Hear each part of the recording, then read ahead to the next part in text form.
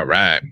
Welcome to the Spoiler Kings. My name's Tim Kramer. I'm with Brian, and we have Braden coming back. Last time he was with us for the Batman. And there's something else we did, and afterward you're like, oh, you should have told me. Oh yeah, the Joker. The Joker one was good. Yeah. We're like, all right, for sure, we're gonna bring you back for this one, because this is like one of those big MCU events. Yes. So we're not even gonna watch the trailer. I think we watched the trailer so many times already.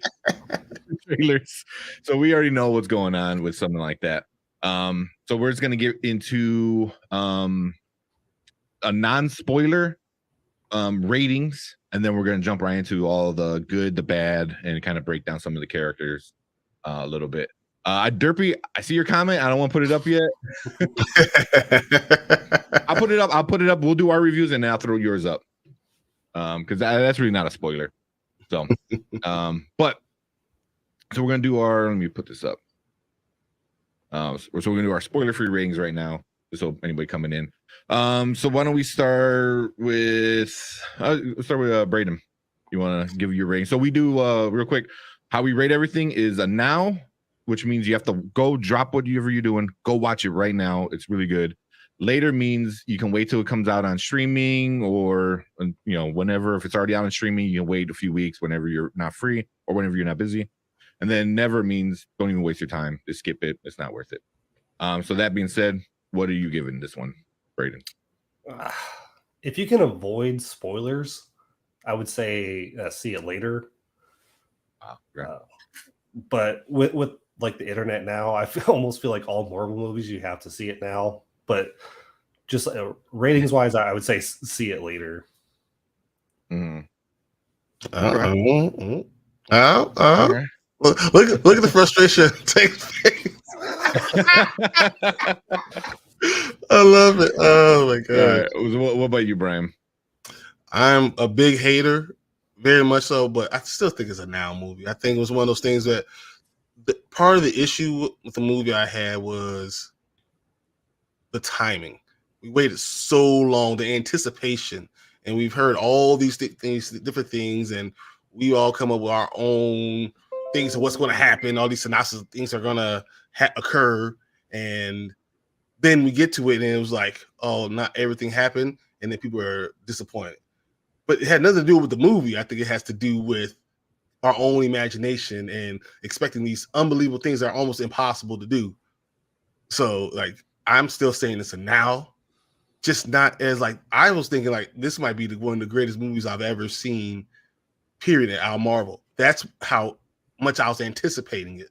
So for it to fall short on me is not like surprise. Like it's still a very good movie. It's just not my top 3. It might be my top 6.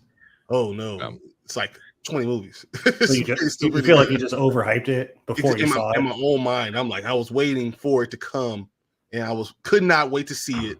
And I just knew they were going to do these things that I've never seen before. And everything I saw, I was like, oh, I totally could see this happening. nothing new, nothing huge. You did call a lot of it, which I was going to say. I was like, oh shit, Brian said that was going to happen. He said that was going to happen. He said that was going to happen. Anything else? I mean, we're not getting spoilers yet. But I still say it's still a now movie. It's a good movie, but make sure you have a babysitter. Don't leave the kids at home. You know what I'm saying? Like, I was just like, just leave them. Who cares? They can have the house. Let's just watch the movie. It's not that type of now. It's one of those. Let's get a babysitter. Let's plan this out now. Yeah. Okay. All right. So for me, I'm giving this one for sure a now. It's probably one of my favorite non-Avenger movies. Definitely. I mean, Ragnarok was definitely up there, and I think this one's up there. I really enjoyed so much. I mean, it had its issues, which we're going to talk about, but the thing is, like, my expectations were also very high. But as soon as I sit down for a movie, all my expectations are out the window. It was like, I don't care if I'm going to watch, if I see this person, or whatever. I just take in whatever I get and then kind of like take that for for what it is, rather than like, oh, I didn't see Deadpool, or I didn't see this person, or like Emma Watson was supposed to be in it, and like they were saying like everyone in Hollywood was going to be in this freaking movie, and obviously it didn't happen. So for me, I didn't mind that too much, but it's one of my favorite MCU movies. The first true scary kind of one. So it was definitely one of my favorite ones. I'm going to say something that's going to piss you off. I like the first Doctor Strange more. Oh, no way. No way. I like the first Doctor Strange. That one got a lot of hate, though. That one got a lot of hate. Like a lot of hate. I don't know how like it was stupid. I enjoyed that one. I enjoyed this one probably. Yeah. But more once again, it's probably because I hyped it up in my head so much that I was like, I think it was okay. It was okay. I think it's part of the problem. And then real quick, some of the comments. We got Oli coming in. Happy Monday. Happy Monday, Oli. And we're gonna get into Derpy stuff and some of the spoilers. But Derpy, real quick, he's just saying it later. A little tea. Sweet dreams are made of cheese. It's kind of funny. I know what he's referencing. And then so Will can't be with us today, but he did send us a few of his takes on things. So he gave us our rating, so we're gonna watch his official rating right now. My official review for the movie is definitely a watch now. Marvel really, really doesn't miss when they make movies, especially with Sam Raimi. I felt like the movie was very well played. It had the right characters in it. It needed more. And the storyline plot was just really well done. A great villain. Very, very great villain. And just overall, I had a great time and it had me engaged. So for that, thank you. There it is. So I kind of agree with most of everything he said. So I mean, we're gonna get into Wanda and all the different characters in a little bit. But I think that's it, man. I mean, you really can't talk about this movie without getting into the spoilers, because the spoilers. I mean, the spoilers start off right off the bat. Like, right at the beginning, it's just like we're like hits the ground running with all the spoilers. But yeah. Anything else? Any non-spoilery stuff before we get going? I can't wait to see Doctor Strange 3. See, I'm the opposite. Yeah, we'll get into that, but I'm really? Kind of like I don't think they set up number 3 that well. I'm kind of like okay. Like the comic books, and you knew. Never mind. We can't talk about this. Yeah, we're gonna get into we'll get there. We'll get there. We'll get there. But let us move on to our spoilers. So, all right, and then we also got one of the guys, somebody from the chat that's always in chat. He's coming in and hanging out with us. We got Brandon. What is up, my dude? Right. So it's our first time meeting you. So we're always in the chat though. Right? Yeah. How's everyone doing? Good. How you doing? Good. Just fighting a little bit of a nasty cough. So other than that, man, just I passed it to you, obviously. Obviously. I've been coughing. Crazy. Thank you very much for that. Yeah. So real quick, so Brandon, you and Brian know each other. I think you guys said you worked at a video store before. Family Video in Chicago Heights. Yep. Nice. Yeah, nice. Fresh out of college in that directionless phase. Yeah. Yeah. Get to enjoy all the movies. That was awesome. Yeah. And we just sat there all night and watched movies. All type of everything. Watch movies. Yeah. Yeah. But yeah, once again, thank you so much for having me. So we're talking Multiverse of Madness, huh? Exactly. Yes, yeah. So we did our non-spoiler ratings real quick. So now that you're in here, everything's off the table. We kind of got a quick little breakdown of what we're gonna do. We're gonna talk about a little bit of the good stuff and the bad stuff. We can kind of go back and forth with that. We don't have to stay on just the good, just the bad. But yeah. But now we're going full spoiler. So everything's open. Nothing is like limited. So. Well, I think I caught you guys saying this first and foremost. This was definitely a Raimi film. Yes, exactly. It's probably the Raimiest film that ever Raimied in a while for me. I was gonna say since Evil Dead 2, probably. Yeah, this to an extent. I almost kind of feel like this was like Evil Dead 4 repackaged as a Marvel movie. Almost. Yeah, That's pretty good. Yeah, That's a very good point. I usually when I go to a Raimi movie, and he's one of my favorite directors. So when I heard that he was directing this, I was like, and Scott Derrickson, who directed the first one, was stepping down to be replaced by Sam Raimi. I'm like, oh man, I really love what Scott Derrickson did. But you can never go wrong with Sam Raimi. And he always has that one big Raimi moment in most of his movies, like Evil Dead 2 when the Deadites were laughing at Ash and he starts laughing with them, or Spider-Man 2, the like the Doc Ock hospital scene, or Drag Me to Hell, the seance scene. So it was like this whole movie, dude, was like one big Raimi moment. Yeah. How did you rate this movie? Like, what did you think? What was your first initial thoughts? I would have to say, I think to an extent, if I'm talking on like a 1 to 10 scale, I'd probably say a solid 7.5. I think I kind of liked the first one a little bit more. That's where I'm getting. A lot of people are somewhere in the 7 to 7.5 range. That's where a lot of the reviews I'm watching. Yeah, putting it out. And that's no knock against it. And Sam Raimi was a great choice. But I hope he's kind of a one-off director for this one. He was good for the content at hand and the plot at hand. The House of M. That for the inevitable third movie, I'd say just bring back Scott Derrickson, bring it all full circle. If I had my way, that'd be good. I wonder if he's done though, because they kind of took his idea. They're like, no, ran with it. Yeah, took what he was gonna do and said, no, we're gonna do it this other way. Feige totally Feige did. I'm going to take what you thought and I want to make it into my own. Yeah. Well, real quick, that's one of my bad things was like it's a Sam Raimi film for sure, and then forced Kevin Feige stuff in there. He's like, and we gotta bring this up, and we gotta bring this up, and we gotta bring in the inversion. What the hell it's called? Incursion. Like, that has to be because it's supposedly that's part of the reshoot. You had to do incursion though, because that is the whole point of the whole multiverse. That's the issues you have with it. Then the idea of an incursion, you had to say, but Feige wanted you to use that word specifically because in all the comics, when you're talking about the multiverse and all the problems they have, incursion is the word that they use. Yeah. Also, I think that was so. Supposedly, the rumors are those scenes when they talked about the incursion were part of the reshoots. So there's a lot of rumors is the incursion is how mutants are going to be brought in somehow. Which would be a good idea. Somehow or how. Considering you just take two worlds and bash them together. Yeah, I'd say that would be the best way, because you can't at this point. We're kind of in too deep where you can't just say, oh, the mutants are the next stage of human evolution, and then they just start popping up. The incursion would probably be a better way to kind of segue them, ease them into the universe. So real quick, so what about you? The N-word though in this movie.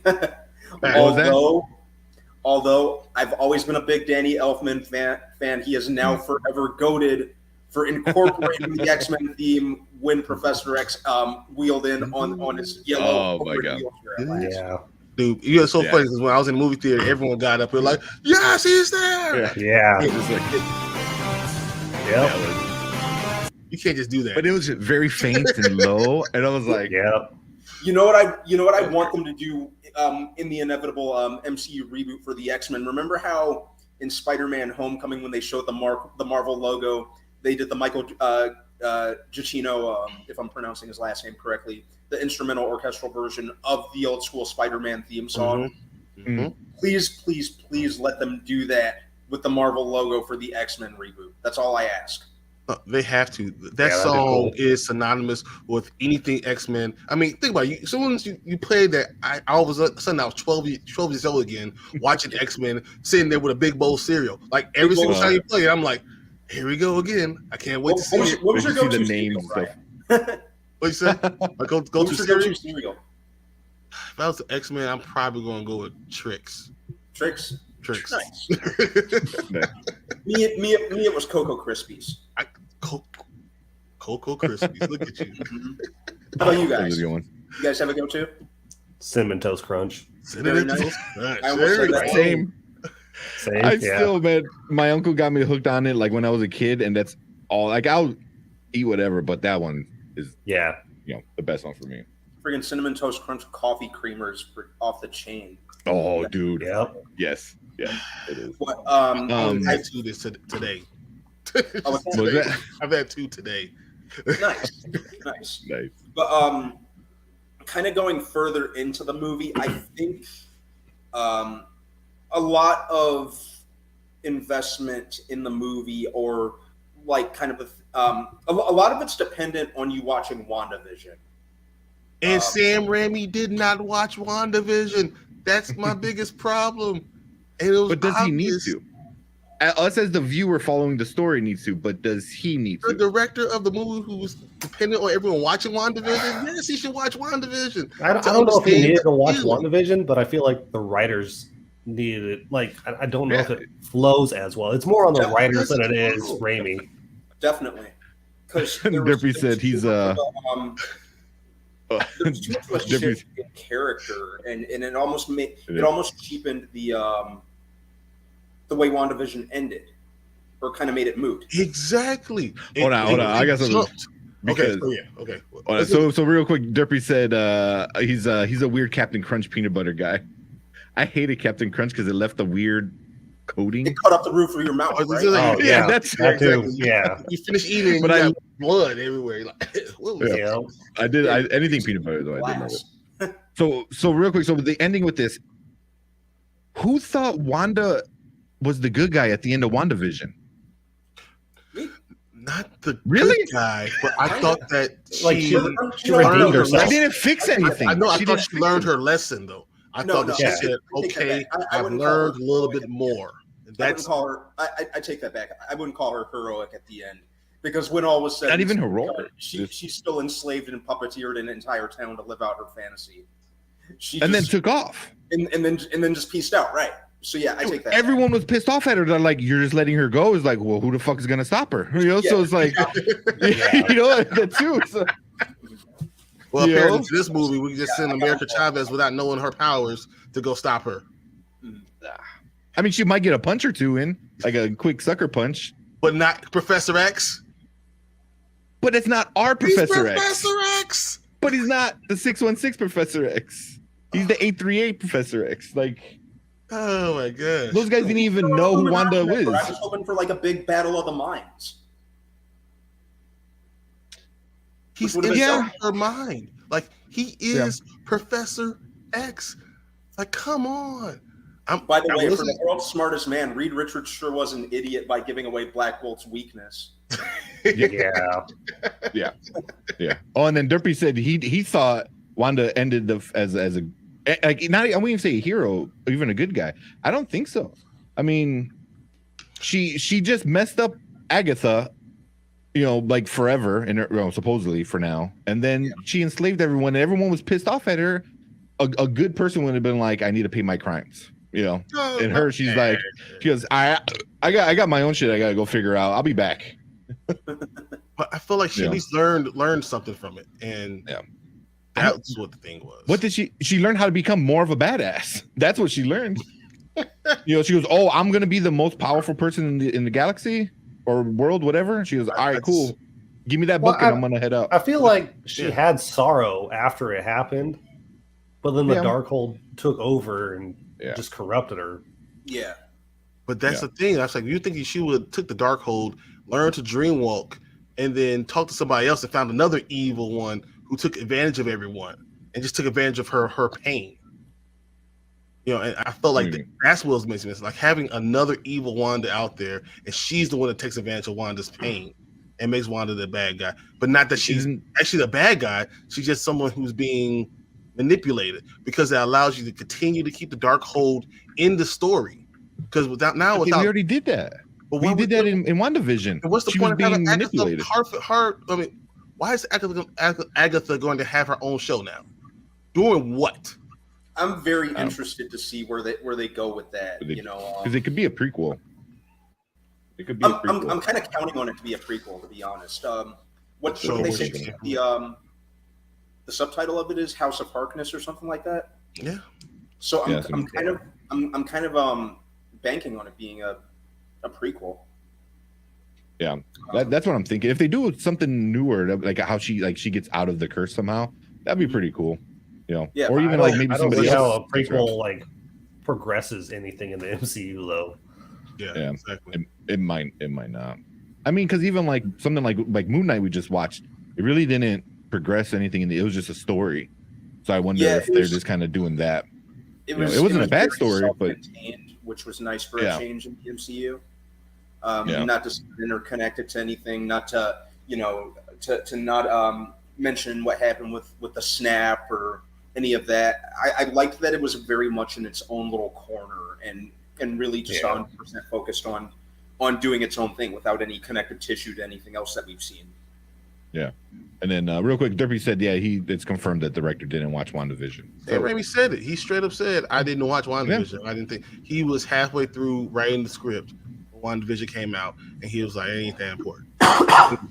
if you're gonna count on this villain having being a full in-depth person and villain, like well-rounded in character development, you're not gonna develop the character anymore. Then you need to make sure you at least watch the thing that keeps her looking like she's a sympathetic figure. So like I just feel like he did nothing to the character. Just like I feel like, as I said, America, I feel like America did nothing. It was just there. Literally, the only thing that happened was Doctor Strange got another third eye. That's all that happened in the entire fucking movie. I gotta say, it goes Thanos and then Wanda. America was there for them to eventually, for them eventually to start doing Young Avengers. She was the next one. Next one. I'm sure Wanda's kids, Eden Wiccan, are going to be back. Ant-Man and the Wasp: Quantumania is supposed to have Cassie Lang becoming Stature. Miss Marvel next month, and then she's going to be in the Marvels next year. Yep. So a lot of this was all in the Bishop. name of just setting up Kate Bishop and Hawkeye. Hawkeye. Yeah, Kate Bishop. Yeah. But don't get me wrong, Young Avengers could be cool. I'm really looking forward to that. But I think, what's his name? Oh, we got him from Iron Lad too. But the kid from the Falcon Winter Soldier show. He's he was the grandson from the original first. I forgot what his name is. Oh, he's in it too.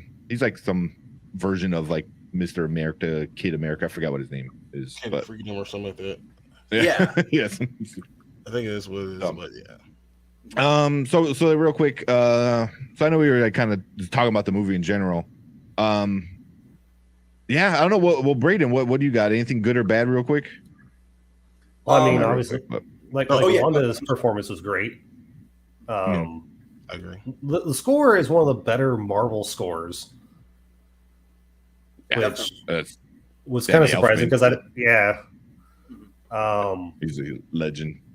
I mean, I didn't hate the movie. I didn't love it. It's just kind of to me. I mean, there's a lot of stuff with like Loki now, like with the timeline that kind of like offsets so many things for me, and it like irritates me. Because like I can see that like Loki jumps off one timeline and the TV is like, we gotta go get him, and America Chavez is like, yeah, this is world 73. Yeah, who cares? You can do whatever, but she's just a kid. Who cares? I mean, the Raiminess of the movie is probably the standout of it though, because I liked that dark tone that it had, and it was something different than any other Marvel movie. Yeah, it definitely. I kind of likened it to, as far as the tone goes, the way it kind of leaned into more of the comic bookiness of it all, kind of like Thor Ragnarok. House of M. It was all House of M. Ragnarok really leaned into like those Jack Kirby elements. Yeah. Like tone wise and from a visual standpoint, I could almost see it kind of fitting into existing in the same universe as the Raimi-verse Spider-Man movies. Yeah. You know, the tone was very different from that of Scott Derrickson, and I expected that because with Sam Raimi, you really know what you're getting. So it was definitely more of a comic book movie than its predecessor. Yeah, which I really appreciate. That's definitely one of the best things I liked about this was one of the most comic book movie, maybe not fully comic book accurate because it didn't have the final piece to be House of M that I think everyone was waiting for. That wasn't going to happen, which she's going to come back eventually and just going to say, those 3 words or whatever it is.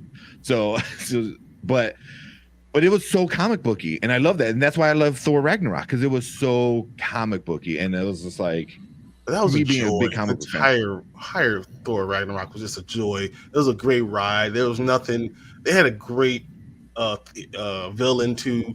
It's just I feel like this movie just missed it by that much. Like when something could hit target so well, you have to hold it against it when it doesn't. Like it could. I'm telling you, just little stuff like I feel like if Wanda was a little bit more well-rounded, if they would have had a better fight with Professor X, the Professor X, when you bring the Illuminati in and you let her destroy them in 3 seconds, at least have a good fight with so we can know what's going on. Because Patrick Stewart said this might not be his only time having a cameo of Professor X, so this might not be it. But you should have had a better foundation. Same thing with Mr. Fantastic. I thought Krasinski looked great as Mr. John Krasinski looked great. God, amazing. But you like how awesome was it that folks like us have been like fan casting John Krasinski for years and years and years on end. So it was pretty cool for Feige and Raimi to listen to that. And really, I'd be totally cool with him and totally happy with him continuing on as Earth 616 Reed. Yeah, exactly. Me too. I think they should.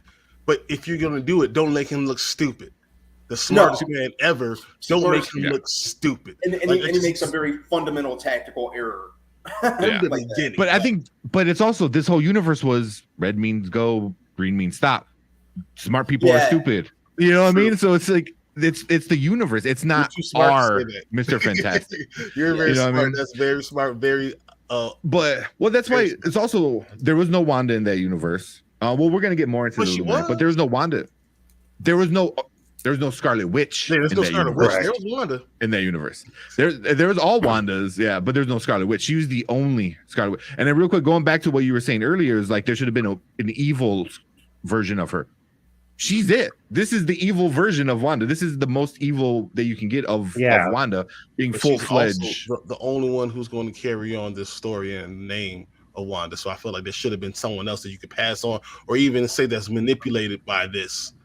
I mean, you could say the one from 838 because she had such an attachment, throughout the movie when she got possessed or whatever, sleepwalked, and then at the end, when she told her like it's okay, whatever, so maybe she could, but I like her. What about Vision? He's dead. Any of the other universes? I don't think it's Vision. Wanda kids, Visions. Yeah, I want to know how Wanda had kids in other multiverses. You didn't explain it. We have no freaking clue. Yeah, why they got rid of them in big 616. Yeah, but it would also explain if she just manifested them like she did in this universe. It would explain why. Because I saw somebody say like, "Oh, why didn't she go to a universe where there was no Wanda but the kids?" But I was like, there would be no kids without Wanda. Yeah. Well, there's kids without a Vision, obviously. Yeah, but Vision didn't make the babies. We can talk about men and women all you want. I'm gonna tell you that women do not make babies without men. All right, what about with the android? Yeah. What about with the cybernetic android made by another robot? Couldn't she have just recreated her children on her apple farm? Right? That was my one thing. And No if they're not one real, was they're there. never going to get sick, so she doesn't need to travel to other multiverses. Yeah. See, but that's the Thanos part of it. If Thanos was like, we're running out of supplies, then make more supplies. Why are you going to kill everyone off to survive? Where you have infinite power. But that's what Thanos bad guys was do. right. Bad guys don't see past their thing. He was right with killing off half of the people. Hey, they had to go. Well, he was right with saying resources are finite. But now you have the opportunity to make things not Make more. finite. Yeah. Exactly. So same thing with Wanda. It's like, I want my kids back. It was like, then make them again. You did it the first time. Yeah. You know, so but that's what bad guys don't think past that initial thought. And Yeah, then that initial like what you thought, said yeah. with you're like, she wasn't well rounded. Bad guys aren't rounded. Yes, They don't are. The they're best bad guys are, or you can Thanos. see where their craziness comes from. Like that, Thanos was such a good bad guy that he was in every movie for like 7 movies. he had one thing. I need to kill everybody. I need to kill half. I need to kill half. So much so that his kids started carrying on. He was that crazy about doing that one thing. That's all he did. He was also for every movie. ultra into his own. This is the way I do things. This is the way things have to be done. He had his own goals. He had his own virtues too. It's Thanos every was bad guy. a very virtuous. Yeah. It's not every bad guy. Look at the Joker. Ultron. It's just like- Ultron said he's like, oh, I need to save humanity, but I can And only save thank humanity by you, bro, killing you everybody. did it. That's what I was saying. This movie is just like Age of Ultron. Okay, It's let me going bring to you. matter more later in every other movie, just like Age of Ultron matter because of that movie. It mattered in every other movie they did afterwards. This is going to be very similar to that. People Yeah, are going I to can see that. view it the same exact way. It's never going to get the love it deserved because it really did the entire rest of the story is going to become from this movie. But Yeah. it's never gonna get the words. It's never gonna get the same liking. So Jimmy already said everything was spoiled for him. I had the little warning at the bottom, but he said, so we're sorry, man, if anything. And then real quick, he That's also why I said, to go see it this weekend. Like, Yeah, to I was see like, now oh, no. because you can't avoid spoilers for these movies. yeah, exactly. He said real quick, just getting here, not sure how far ahead you are. Is there another version of this movie similar to Justice League? Yeah, we're gonna get a Raimi cut. So what, Yeah, did you hear release the Raimi cut. the first Yeah. cut of this movie was 2 hours and 42 minutes long. Yeah. I Yeah. might have been okay with Like that. almost three. So exactly, why would you Yeah. not just you go with that? Because yeah, Everyone the gets what they pacing, want. the pacing, it moved. Pacing was already Well, bad. It was I think all the so stuff they bad. reshot was to incorporate future Marvel ideas and projects. Yeah, That's what I think it is. So I think they took they're out like- certain things that were in there. Obviously, things like he also said, like during test screenings, like the audience would say, I didn't fully understand this, so they either modified it or took it out, or you explained this like twice in the movie, so we didn't need it the second time. So I think that trims off here and there. Yeah. for sure. Yeah, I mean it's Yeah. less than 30 minutes. So I mean, but I heard that so they cut out the Tom Cruise The Iron Man superior thing. Iron Man. because they're going to use it in Secret Wars. Superior Iron Man. I'll be cool with that. that. I didn't hear. Yeah, so that they're going to use it. They're talking about they're going to use. There's like 4 or 5 things that they shot that didn't add to it because they didn't want to use it in multiple movies, but they're going to use it still in Secret Wars. Which I because that's so- what they do the encouraging thing. Seeing Tom Cruise as a multiverse version of Iron Man or a superior Iron Man would be dope. Yeah. Say what you will about Tom Cruise as a person, but that dude's a dope entertainer. I'm pretty sure when he filmed these scenes, he probably did his own stunts with that shit too. He probably strapped some jets to his boots and hovered around and stuff like that. He bought the whole Iron Man suit. He's like, well, I made my own, so I'm just He going made to his, this. he came Yeah, I was gonna say he's so crazy that he thinks he's on a rocket. The guy with the string is like, just let him pretend. Let him pretend he's flying. Just let him have it. Just let him have it. Yeah. He's like, I'm flying. He's like, yeah, you are, buddy. So real quick before we go any further, I did want to do one more. So Will gave us his likes. So this one's about 3 minutes. So we'll do his likes real quick, and then we'll move on to some of the other stuff. First things first, the things that I really liked about the movie for sure was the fact that they kind of had a horror take on the Marvel comics. Sam Raimi being an amazing director for the first 3 Spider-Mans with Tobey Maguire, I think he did an amazing job on taking these really gruesome, dark imagery and really enforcing that on the Marvel Comics. So I really felt like by him doing that, he made the villain, which is in this one, Wanda, he made her really, really stand out and made her really evil. Like, she almost gave me like boogeyman type Michael Myers vibes. I really think that the cast was really great. Everyone did a great job. Wanda, again, really, really great villain. She made me actually scared. I had to clutch my son in the middle of the theater a couple times just to let him know, like, hey, it's a movie, it's fiction. I also really enjoy the fact that Wong had a bigger role in this movie for Doctor Strange. He always has a really important role, but in this one, I really felt like they had him be in front of the camera more often, and rightfully so, because he has such a crucial part being who he is. Can't really say too much without spoiling too much. I'll let the rest of our spoiler kings do that at the very end. I really enjoy the fact that they took Doctor Strange and made him break the rules yet again. So if you've seen What If you've seen the previous movie with Spider-Man, No Way Home, he's been breaking the rules recently. And it's okay. I like that. I like the fact that you can take a really good role, a really good positive person, and show that they can bend the rules a little bit for the greater good. Because if you don't, then you get villains taking over worlds and multiverses. Not okay. I also really liked the references to What If. So if you've seen the What If on the streaming platform, Disney Plus, you'll know that a few of the people that you see from What If and some of the even storylines kind of are brought into this movie, which I love. We get a few cameos from even like Captain Peggy. We have a few more appearances, a few more cameos that I loved. Another big plus was the cameos that we got.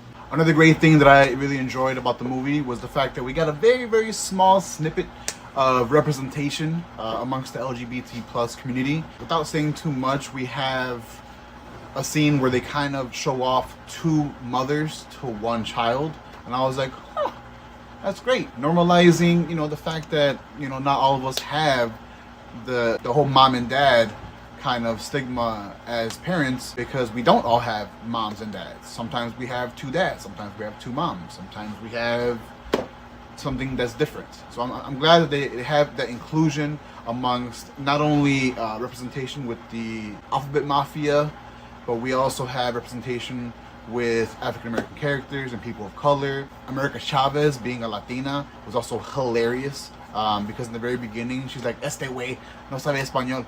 That killed me, bro. Killed me. Overall, I really enjoyed the movie. The plot, the story really had a nice flow to it. There wasn't too much hiccups. There wasn't too much times where I got lost. For me to be engaged as I was, sitting on the edge of my seat, enjoying my popcorn at the theater, I thought that the movie did an excellent job of creating a very nice storyline. And the plus about this all was that the fact that we had little to no children in the theater. So that was great. Great experience all around. All right, so there goes Will's takes. So the little thing he said at the end with the little kids in the theater, somehow he always gets a little father, like some kids screaming the entire time, or somebody's doing stuff. I know. Doing a few rows back, he kept making this weird like banshee shrieking noise probably every 20-25 minutes. I didn't mean to cut you off just now, but yeah, go ahead. No, that's important. Yeah. Yeah, that's it. Well, also, so you had a bad experience. Will, lucky this time, had a good one, but I know Braden, what happened when you saw the movie? Yeah, me, Mark, and my wife, we went, and we got to the point where Zombie Strange is on top of the mountain, and everything goes black, and then the emergency lights start flickering. We get the announcement overhead, like you have to leave the theater. Apparently, somebody started a fire in one of the bathrooms. What? So we didn't get. I double checked it when we went the next day. We had 18 minutes left of the movie, so we went back and saw it again, but that was kind of like the ultimate cliffhanger. I would be like, no, I'm not leaving. No. Yeah. I was like, It's if I fire, see sir, fire, it's on if I fire. see fire, I'll move. But until then, roll the movie. You know. Let's go. Until I see the fire. Yeah. Oh, it was awful. But Yeah. No, that's pretty awesome. And then we also got we got Hero in here. I finished Doctor Strange. I love it, or he said love it. That's awesome. Appreciate it. He's over on Twitch. Thank you for coming in. Hero. I like that. Yeah. Saki Hero. He's I won't say he, but they've been here for in here a few times. So appreciate you coming back. I'm just gonna bring up this Derpy. What Derpy said we kind of we skipped over a few of them. My So he thoughts, said, my thoughts in the Multiverse of Madness was basically CW's Crisis of Infinite Earths on drugs. It's about 7 at best, maybe even 6. Ugh. Oh man. So I saw Derpy say that in our Discord. So if you're watching, you want to check out our Discord, go check it out down there. The link is in the description. Join the Discord. But Derpy was saying some things like that in there. We also got Gabe. What's up, Gabe? I said Danny definitely the GOAT for that snippet. the I X-Men think we part. might have the X-Men part. Yeah. Yeah, I think that's what he's referring Sorry, to. I missed that one. But That's right. You should just have that like randomly in your day, like feeling epic. Just have the music just playing, and the background should be like your walking music. Well, I'm pretty sure that was Mark's favorite part of the movie because he's a big X-Men guy. So Yeah. it was. And I cannot stress this enough: the hovering yellow wheelchair. was awesome. and the olive green suit. Yeah. Yeah. Bryan Singer, was that so hard? Exactly. It just makes me more mad at Bryan Singer. He's like, no one wants to see comic book stuff. It's unrealistic. We'll put them in paintball leather suits. Yeah. Biker leather. It's so stupid, God, man. the Fox X-Men movies. Oh, dude, I almost left the theater. I remember watching it. I was teen, maybe not teen. Yeah, I was fairly young still, and I went with my uncle. Well, with any luck, Kevin Feige will do it justice, and in hindsight, hopefully Bryan Singer and Fox will have walked so that he can run. Well, yeah, because I think Feige was producers on those movies, wasn't he? Yeah. Feige, he was producer on that, the 2003 Hulk. Yeah. Feige knows what he's doing. I think he's a fan. He's a comic book fan, and I think he understands things. He's also a movie guy, so he understands. He's like, I got 10 years of story that need to all be linked together, and that was like I said, one of my bad things was this was a Sam Raimi movie with Feige jamming Feige stuff in there. That he's like, well, we need to do this, and that was the bad part for me. It was like I wanted a full Sam Raimi experience. Movie. Yeah, I get that. Yeah. But overall, he did such a cool the tunnel scene. So one of my favorite parts is the tunnel scene. Yeah. It's one of those stupid things where you're like, why are you stop running? But it's horror. I got so mad in the theater. I'm like, keep going, run, keep moving. Yeah. But then the best thing is like it keeps cutting. Is like Strange the door. Her, America the door, her the door, Strange again the door. It was like, and it's like for a good 90 seconds, and I'm like, it's coming, and then it gets you, and I'm like, that's so Sam Raimi.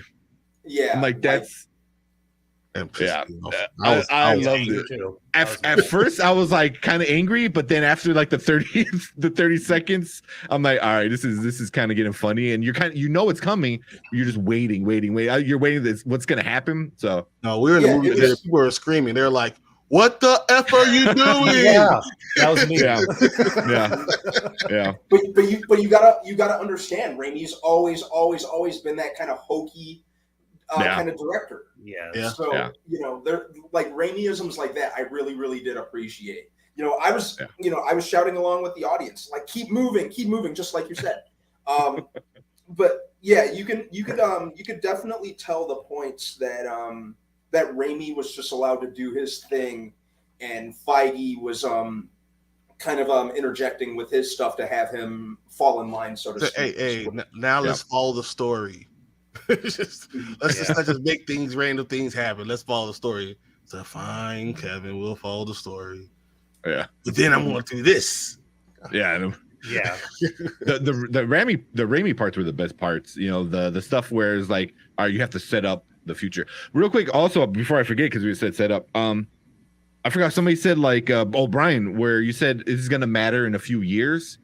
The movies that always push the universe forward never do well right away. It's always the movies that are like cut and paste from everything else. Like here's the good guy, here's the bad guy that is just opposite color costume of the good guy, and they have the same powers and go. The Black Mirror. People love that shit. Yeah, yeah. But this one, any movie that pushes. So everything that Wanda did, except for the fact that she killed everybody, all the bad stuff that she did, so did Doctor Strange. Yeah, he did everything she did, except he didn't work. He did it with a corpse. He did it with he violated natural law. Like he went a step further than she did. Yeah. You know, so like, come on, man. Whatever. But that's the whole part. Even that's she said. She's like, you do something, you get a statue. I do it. I'm a villain. That's fucked up. Yeah, what it is. You know, but she did kind of puppeteer a town against their will so that she could. Are you always bringing back old stuff? That's old stuff. Yeah, Remy didn't even know that happened. He didn't even know that happened. So it doesn't matter. Yeah, I'm honestly like he don't need to know. All he needs to know is she did bad stuff and she left being, you know, this evil witch. You know, possibly the most powerful evil witch. Yeah, I'm sure you got the cliff notes of it. Yeah, the cliff notes. Parts of it that you can still see her Avengerism in it. Like when her and Wong were getting ready to fight, you can still see the goodness there. It's there, lying underneath. And that's what I'm saying. Why didn't you take advantage of those things? Showing that, or maybe she should have conflict in the things that she was doing. You didn't even have to like change anything else. Just having that conflict might be different. We got a fan for Brandon. Yeah, Tony. Dude, that's one of my best friends, by the way. We went to summer camp together. Oh, nice. There you go. But yeah, piggybacking off that, Brian, like even the line where she's fighting Captain Carter, she kind of gave her an out. She's like, "Haven't you had enough?" So you know, there were those kind of glimmers of the Wanda that we know kind of like seeping through the cracks, which was interesting. So there was, you know, for as relentless and Terminator-like as she was, there were those kind of you know, the Wanda we know was kind of there were those kind of instances of mercy or attempts at mercy. Even when she sent the other monsters out for America, yeah, she was like, "I'm doing this as a favor. I'm trying to be nice. Understand what I could do is 10 times worse." Mm-hmm. And then she went and did 10 times worse. I think she got it way worse. I think it's going to get way worse. Yeah. But how do you do it without the Darkhold? So I think it's going to be a redemption. I think because she still has 6 more movies that she got to do. Yeah, and you know they're bringing her back. You know, there's no way they're just going to end the story there. She was too good of an actress in this one. Oh yeah, she's great in that role. She's great in that role. So I'm gonna throw out here real quick. After watching this movie, I realized Wanda was never a good guy. And I know I was talking in another stream earlier, like in chat about it. She's never done anything. First of all, she was introduced in the MCU as a bad guy. As a villain. I was just thinking about that. Yeah. And she never has done anything that wasn't in herself. Even when she was trying to be a good guy, she still did bad shit on accident, but still did bad shit. Yeah. Well, but by that very thought process, Iron Man was never a good guy either. No. He was a dickhead. He was never a good guy. Everything was to make himself feel better or prop himself up. He created more bad things than Iron Man did. Iron Man's the reason we have half the villains in the villains. Yeah. It was kind of you know, like when it comes to Iron Man, one line that always sticks out to me is in Civil War when Clint is kind of mocking him, calling him the futurist, and that he always knows what's best. And you know, that's always been his big flaw and his own worst enemy, him being the futurist and trying to like creating Ultron to prevent potential threats, and that massively backfired. Or siding with the Accords, you know, that ended up backfiring and was instrumental in disbanding the Avengers for those 2 years.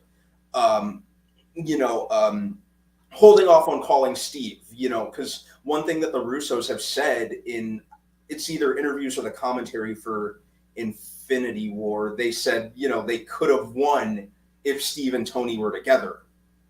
How about the fact that they could have won anyway if Doctor Strange looked past the 14,609 versions of the future and went to like 15,000?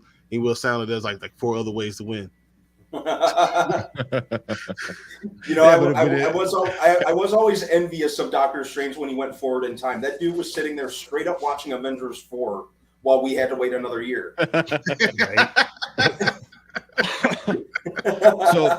So I want to talk about Doctor Strange for a little bit. Did anybody else, after we find out A38, everything that happened there, did anybody else kind of get the vibe? They're like, oh, Doctor Strange is a dickhead. He's like, oh, I'm not going to sacrifice myself. I'm going to get you to sacrifice yourself to save the world because I still want to live and you're a dickhead and I don't like you. I mean, obviously, Tony sacrificed, spoilers, sacrificed himself, saved the world. And him and Strange never got along. I know, right? So him and Strange never got along. What were the odds? He's like, yeah, I know, right? It's like, so he's like, hey, we could have won, but I would have had to sacrifice myself, because he saw the A38 world. He goes, but, fuck you. Yeah, that's why he was like, instead of going, only you told me. Yeah. I could have done it too, but now, after that. So what do you guys feel about just like Doctor Strange in this? Like, did anybody else think about that? I think we're going to look at this whole movie and realize that Doctor Strange was always the villain. I like the characterization and his arc at this point because, like, I've always felt like his character's kind of been improved from comics to movies, depending on the interpretation of him. He's always, like in certain versions, he is kind of that dickheadish kind of, douche, or in other versions he's very much that kind that like speaks in all kinds of exaggerated words and stuff like that. And in these movies he's essentially Dr. House with superpowers. But I kind of like that he's kind of went from that to kind of progressively becoming more of a heroic type, and even in this one where he's kind of moved on from that to protector of America Chavez. I really liked that, and I really appreciated that. But it does kind of remind me of Iron Man in the sense that he does kind of have that kind of sarcastic dickheadery about him. On surface level, it kind of makes the character more engaging and a little more fun to watch. But isn't that what you think? Like, so that's what I'm saying about the whole. Your villain needs to be more well-rounded, because I feel like our superheroes all are flawed. And that's why you should also show that your villain also has good parts to them. Mm-hmm. I think that's what makes this great villain, and that's what makes a great superhero. Showing doesn't Wanda have? She wants her kids. She wants her kids safe. But they didn't do anything in this movie to really don't know. This is all WandaVision that once again the director didn't see. I'm saying I feel like in this movie there should have been some remorse seen. If they would have done that, I feel remorse towards what though? Just there are multiple times like, okay, I really don't want to have to do this, or have thoughts like maybe I shouldn't do this. Okay, well I got to do this anyway, because in the end this is what I need to do. Like, I think you can make her seem more of a sympathetic figure if you make her a more well-rounded being. Like we see, Doctor Strange is just a dick. He is that, but he's also the hero. But I feel like you should show she could be good, but also the villain. Like, I disagree. Well, I feel like if you would have actually seen the Darkhold corrupt her more, remember the Darkhold. I agree. Possessing her. But to do that, you have to go from a point to this. Like, you have to see this drop in her. I mean, that would be more why you need to see WandaVision is because she has the Darkhold, not because of the kids. You can fill that in later. You're just like, oh, she had kids and now she's looking for her kids again. Cool. It's like you don't even need to explain she made the kids, because that's not really important in this story. That's important in WandaVision, but the only really important thing in WandaVision was like she became the Scarlet Witch and she has the book that can make her the most powerful being ever. Exactly. That's really, But I don't think she should be sympathetic. You should feel empathy for her because she lost her kids and she wants her kids at all costs. Kind of a whole about her being parenting. I hate to say this, her being a mother I'm talking about as being a superhero. I really don't care about. She's not a superhero. She's a villain. That's the whole point of it. She's a fake hero. Like Love has always anti-hero. been a conflicted character. Or anti-hero. Yeah, more. Yeah. Anti-hero is the same thing. Is my point. And I think, in addition to everything that you guys say, which I totally agree with, Strange. yeah. In addition to everything you guys said, which I 100% agree with, I think her acts of heroism in the previous movies wasn't a result of her wanting to be a hero. It was a result of her wanting to belong. She had lost her family, she lost her brother. The Avengers basically took her in, and in the aftermath of everything that happened, especially in the wake of Endgame, losing Vision, all that stuff, it almost kind of felt like the Avengers weren't checking in on her. She was pretty much out on her ass, out on her own. It's Exactly. Yeah. They're the problem too. It's like Thor says in Ragnarok. They're friends from work, and nothing else. Yeah, dude, I was exactly the same. Yeah. How many of these guys are poor? But Tony Stark sitting out his Iron Tower with these billions of dollars. What a douchebag! Come on, man. Sam can't get his own family's boat, Hawk. And Tony's sitting there like, man, let me go get the next A7. I'm gonna build one and just make another $1 billion suit. Right. Blow it up. Be sitting pretty after all that, right? Yeah. You took 32, 34 helping these guys out. I mean, not giving them $1. Like, hey, I know this ain't really a money making outfit. Here's $1 million on the side. I spent that on the 32 machines I blew up in the air for no reason at all. Just what I'm saying. Like, come on, man. It just didn't make any sense. You feel Happy has a freaking machine that can make anything just sitting in his closet. So there's money literally just sitting there. Sam's sitting there like trying to scrape together $32.42. Get a loan for $10,000. Get a loan. Come on, man.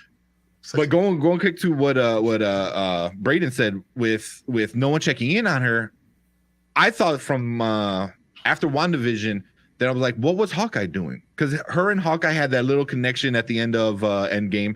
It was like because he lost Black Widow, she lost Vision, and so it was like and then he gave her the speech. He's like, hey, your brother's out there saving lives. You either do it or don't do it. So it was like they had a connection, and then he's like, I got my family back later, lady. It's just like he didn't stop caring. I was like, what? Especially like knowing who his wife is and how caring she is and nice she is. It was like, why wouldn't they like, hey, go check on your crazy superpower lady that can destroy everything? It's like that was like one thing. But like you said, they're friends from work, and that's kind of all it is. They're not like real friends. They're just casual work acquaintances in the office. You think about it. I mean, that's kind of what's going to happen with the next Thor movie. He's a friend from work. Everyone else is going to be like, I don't know. I really want to hang around him. He's the weird guy. And he's like, I'm everywhere. Everyone loves me. And no one really cares. He's sitting there going through a midlife crisis. He's 5,000 years old. It's a midlife crisis, and no one cares. I am pretty curious and anxious to see where they go with that in Love and Thunder, because that looks like a fun storyline. Just Thor going through that existential crisis and basically being a wanderer based on what the trailer gave off. This dude's out there being like a space pirate and like kissing like blue-haired women and stuff like that, or whatever color she was. I can't wait for that. Oh yeah, the boat scene. Yeah. I think it's gonna be funny. So you got any takes real quick, Braden, on Doctor Strange as the character in the movie? I like his portrayal more and more as we see him. Because like the first Doctor Strange, I didn't really care for him. He was basically Iron Man light or Tony Stark light. But I don't know. He just seems like a reluctant hero. Like he does it because he kind of feels forced to do it. Mm-hmm. But I agree. He's not a hero. He's not. He's not. He's a doctor. He's not a bad guy, but he's not a hero either. like, but he's only doing things out of self-interest. Yeah, everything's out of self-interest. Exactly. Yeah, Yeah. and that's Yeah, what I mean, what's her name said. Like, you have to be the one holding the knife. Exactly. Yeah. Exactly. Yeah. That's Yeah, what now that I think about him it- and Tony can't be on the same team because those were the two guys that always had to hold the Yeah. knife. Yeah. Yeah, that's Love it. too much. That's too much ego. You know, Yeah. and it's funny that you mentioned that he always has to be the one holding the knife, because they do kind of allude to that in Multiverse of Madness, when he's talking about his sister who died. Because that was his big motivator in the comics and other content, and him becoming a doctor. You know, he just has that obsession and fixation with saving people and being the one to do it himself. Yeah. So, you know, it's just that that misplaced drive to constantly be in control. Yeah. But also, like, saying like he like that Doctor Strange was a reluctant hero. I would say a lot of these guys are. Now I think about even Thor. You go, Thor was in it for the parties and The you glory. know, Yeah. you know. So and then I mean, even like I'm trying to think of like all of them. You know, it's like I mean, No. Hawkeye was doing shit because he was, you know, he did bad shit when he was an agent for the other side. You know, same thing with what's her name. Natasha. So it's like a lot of them have a self, Natasha. have like a self investment. Like, oh, I need to do this because I need to. What she always say? I need to clear my ledger or whatever the hell her saying Yeah. was. something like I feel that. like a lot of them are like that. You know, Yeah, except for the Cap. only- Cap's the only one that was like good Captain America. That's to it. be good. Yeah, the only willing hero is Steve Rogers, and you know, hell, even Spider-Man. You know, just because, you know, he's Well, got not that even. whole. He's No. young though. He was young. But he also let manipulate. a guy go and killed his uncle. Uncle Ben. So everything after that was That's I a gotta different clean universe. that up. It's a different Yeah. universe. There is no Uncle Ben in this universe. Yeah, that's 616 true. guys. In this one, 616. you got Uncle at me in this one. Yeah. Well, man, that was Yeah. rough in No Way Home.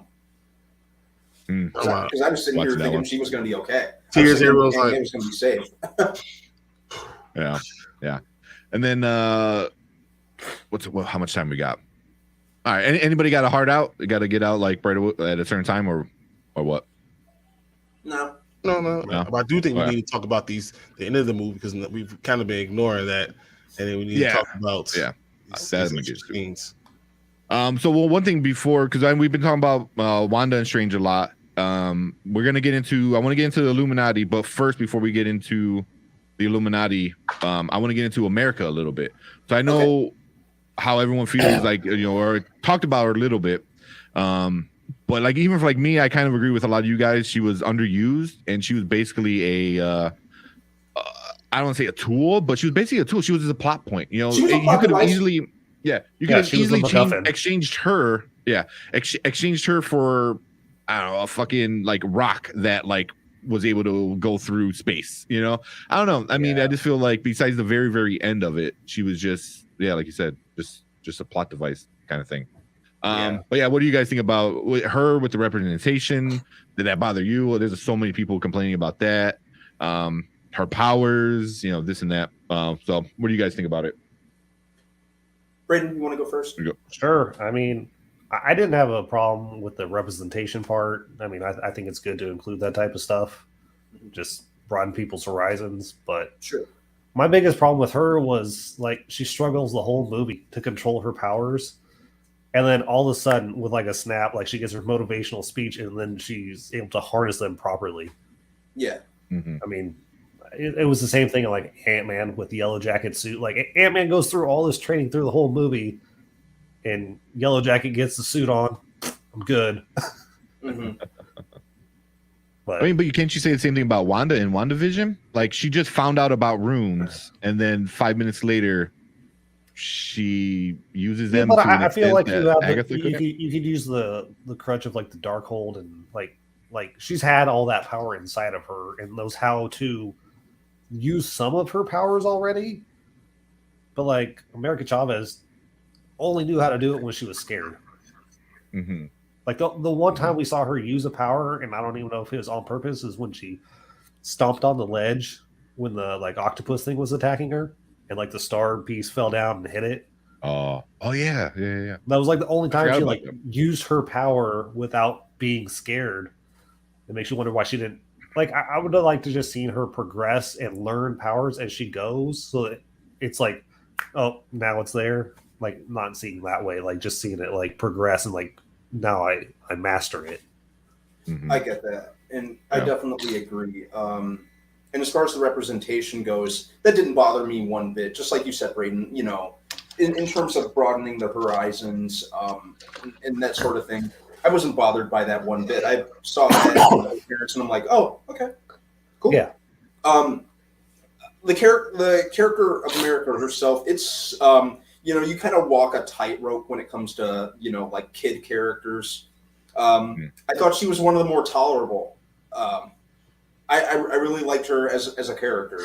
But yeah, her discovering her powers and being able to open up the pocket dimensions and that sort of thing, it just seemed a little too out of nowhere and a little too cliche. Just like you said, she gets the motivational speech after having trouble with it the entirety of the movie up until the last 5 minutes, 10 minutes. So yeah, I would have been fine with her not necessarily mastering it, but maybe doing a little more with it earlier on in the movie. Yeah. But you know, I'm excited to see more of her down the line, Same. and because she's a pretty cool character in the comics, you know, and I hope that they make a little more use of that. If she is not in Doctor Strange 3, I don't think anything would really be lost. But you know, I'm excited to see more of her down the line.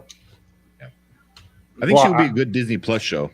Like I was also thinking like you too, said, like she was really good at like being the like tour guide for Doctor Strange. Like when you enter different, like this is how this works, and this like because I've been to all these, so like I feel like besides her entering portals or whatnot, like that was the other purpose of her in the movie. Yeah, she was the kind of the guide of it. The only bad thing I can say about her is that actress just drove me nuts with the way she never closed her mouth.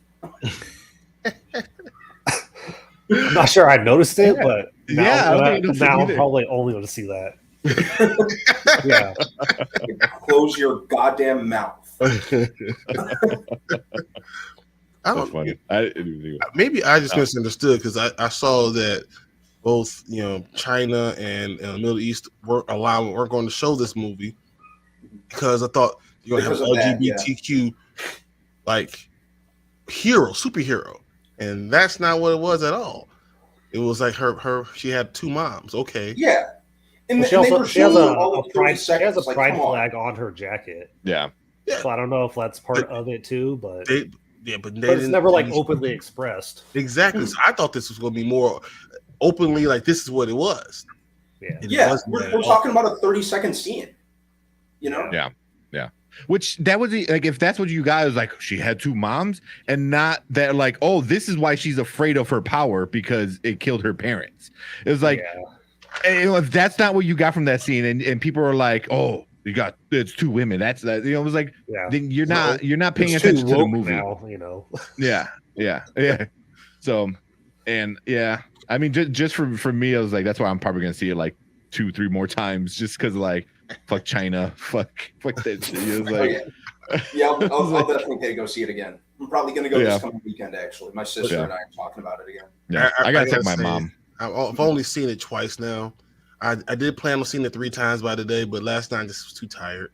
You're like that. Yeah. So I'm probably gonna call that 5. 5 is probably my number. 5. Yeah. I'll probably do a good 2 or 3. 2-3 on it. Yeah, I'm probably there too. I'm probably 3. I'm for sure going again with my mom because I know my mom wants to see it, so we're gonna take her there, and then probably one other time, like in between something, like so. But so real quick, then also what you guys were saying about America at the end with her powers, I would have been more upset if she would have saved the day with her powers. You know, I don't mind that she kind of like learned them a little bit and got a couple good hits in. But if she would have saved the day with it, like, yeah, she just figured it out and now she's the hero of the galaxy. It was like, no, you got a couple sucker punches in, you did this, and then WandaVision put you back down. You know, Yeah, my but mind, she did kind I'm of save the thinking, day because she's like, I beat Exactly. you, so I'm going to get what you want. but she And just then gave totally Wanda what she whatever. wanted. Yeah, she gave Wanda what she goes. You want your kids? Here's your kids. They're gonna see Yeah, you but in she everything that you saved are. the day by like she knew letting Wanda see her kids be afraid of her would end the fight basically. So like she did save the day. Well, yeah, but not Yeah. physically, not through her like pounding her to Yes. death. You know, like with her But- star power punch, Not- whatever. Not Professor X, who was in Wanda's mind, couldn't figure that out. The smartest man in the world couldn't figure Did you that guys out. see his face actually got ripped in half? Yeah. Like Mr. Fantastic. Yes. it wasn't no Professor X. Like Professor it X, wasn't a when neck she snap. like, She straight up ripped his head in half. yeah. I saw there's so many clips online. I saw it on I saw Twitter, it and yeah. somebody slow it down, and it was I'm Yeah. like, oh, I didn't because you don't catch it right away because No. it's so quick. Yeah. You know? Yeah. But yeah, she did some stuff. Did you see? There's a picture where it says Happy Mother's Day, and it's Sue Richards. You know, in the suit, it's what's her name? Sue Storm. Krasinski's wife. Yeah. Emily Blunt. Emily. But Emily Blunt, you know, with the fantastic, and then he goes, "Oh, and Happy Father's Day," and it was just like a bowl of blue spaghetti. No. Yeah. Oh, that was good. That was a good Look one. that up now. Yeah, my point is still, American Chavez that came that far. Like it seems a little unbelievable. I don't get how you could be mad at that, but then you watch Across the Spider-Verse. This Miles got his powers, and within an hour, he's like doing the same thing she's doing. You because know, of a and cartoon. it's still one of the best comic book movies. You know, It was a cartoon. We do a live action thing. Something's because he's not going. He's not like they didn't go kill. You know, I don't know, Professor X. Who do you go Magneto? And then Spider-Man came and said, like, let me figure out how to do this on command all of a sudden, and let me save the day. Like it just Professor X is such a big hero. He is like the tippity top. And then who's right there next to him? These guys are it. And going forward, they're going to be it. Yeah, going forward, they're coming. I think Reed Richards is going to be awesome because I think if you do the Council of Richards and somebody finds out, they're like, oh hey, somebody killed a Richard, and it's going to be like what, you know, and then I think they're going to lose their shit with that. And then we got Loki. What's up, Loki Cave? What's up? So real quick, shout out to Loki Cave's channel. I know he plays a few video games. He does a lot of movie and TV show breakdowns. So make sure you go check out Loki Cave over on YouTube. Definitely. That's some cool stuff. And I know we're gonna meet up. We're gonna do something, Loki. We're gonna do a nice collab together. But so yeah, we talked about everyone else a little bit. You just want to we'll get into Illuminati and then the credits and ending and stuff. Sure. Since we're already kind of talking about Professor X and Reed Richard. So what do you guys think about Adam? About it all? As far as the Illuminati goes, Oh, it's spoilers. spoilers. Full spoilers, bro. Yeah. Yeah. Full spoilers. Yeah. All Yeah, right, so go for it. You go. Go Oh, ahead. yeah. So as far as the Illuminati goes, they pretty much popped up in the capacity that I expected. I didn't expect a whole lot for them. I didn't expect them all to get brutally murdered at the hands of Wanda early on. But you know, it was pretty cool seeing Captain Carter. You know, just kind of continuing on from What If in that regard. It was pretty cool seeing Black Bolt in a comic accurate suit once again, played by Anson Mount. Yeah. You know, the suit worked. And seeing his powers worked. Yeah, that was pretty cool. And you know, we already covered Krasinski as Mr. Fantastic. How awesome that was to see. Lashana Lynch as Captain Marvel. That was the character that they showed brief glimpses of, and when they showed brief glimpses of in the trailer, I kind of did think that it was Tom Cruise's superior Iron Man. Mm-hmm. You know, with them showing quick flashes of it, but was kind of disappointed with how quickly and easy she was taken out. She's Captain Marvel. How? She's Captain Marvel, and That's a falling statue gets her. What? Yeah. Come on, man. Also, I don't think she's dead. I'm gonna call it. I don't think she's dead. Everyone else we saw brutally murdered. Her, we just saw a hand fall to the ground. I don't think she's dead. Yeah. Yeah. I buy her just being knocked unconscious. Our version of Captain Marvel had a plane, had like ships fall on time. This is the third time. Her. You know, Yeah, like, right. And her just Professor X just can't catch a break, right? Well, he did catch a break in this one. Let's face it. But. Ooh, Yeah. I wasn't ready. Here we go.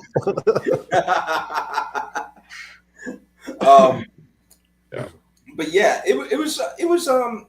I like that they didn't go too crazy with the cameos. There was just they tethered themselves, so we weren't seeing like Deadpool and Wolverine and all these other characters. I think the cameos were just right. They were good enough, and there was just enough of them. I agree. Yeah. What about you, Braden? What do you think? Honestly, I felt like it was just fan service. Like if you cut that part out of the movie, it doesn't change it at all. I mean, it was great to see those people, but like I said, it's just fan service. In the end, it wasn't like. And I wonder if that's one of the reshoots that they had come in just to tease that these people exist out in a universe in the Marvel canon. Yeah. Saying they cut out a lot of the cameos. Yeah, we talked about earlier. They're probably going to save it for later, like Brian said. That's all Secret Wars. Secret Wars is going to have all those cameos that they did do. I mean, even Wolverine said he might come back. Hugh Jackman said he might come back for Secret Wars. I mean, everyone is going to be in Secret Wars.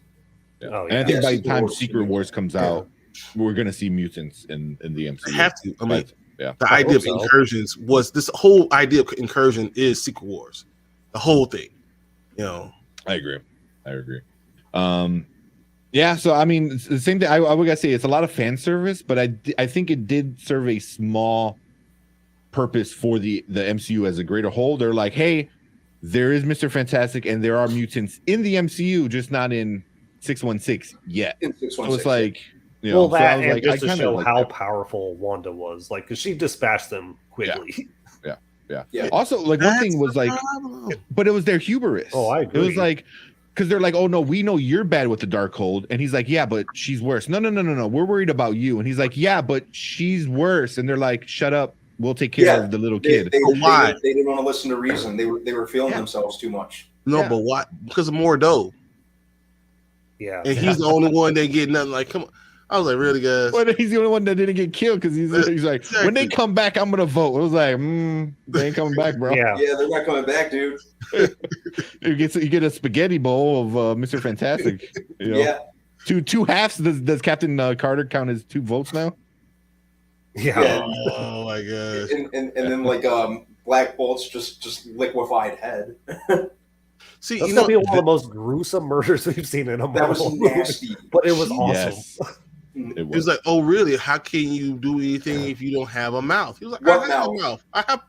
She went full Matrix mode there. Yeah, exact full Matrix.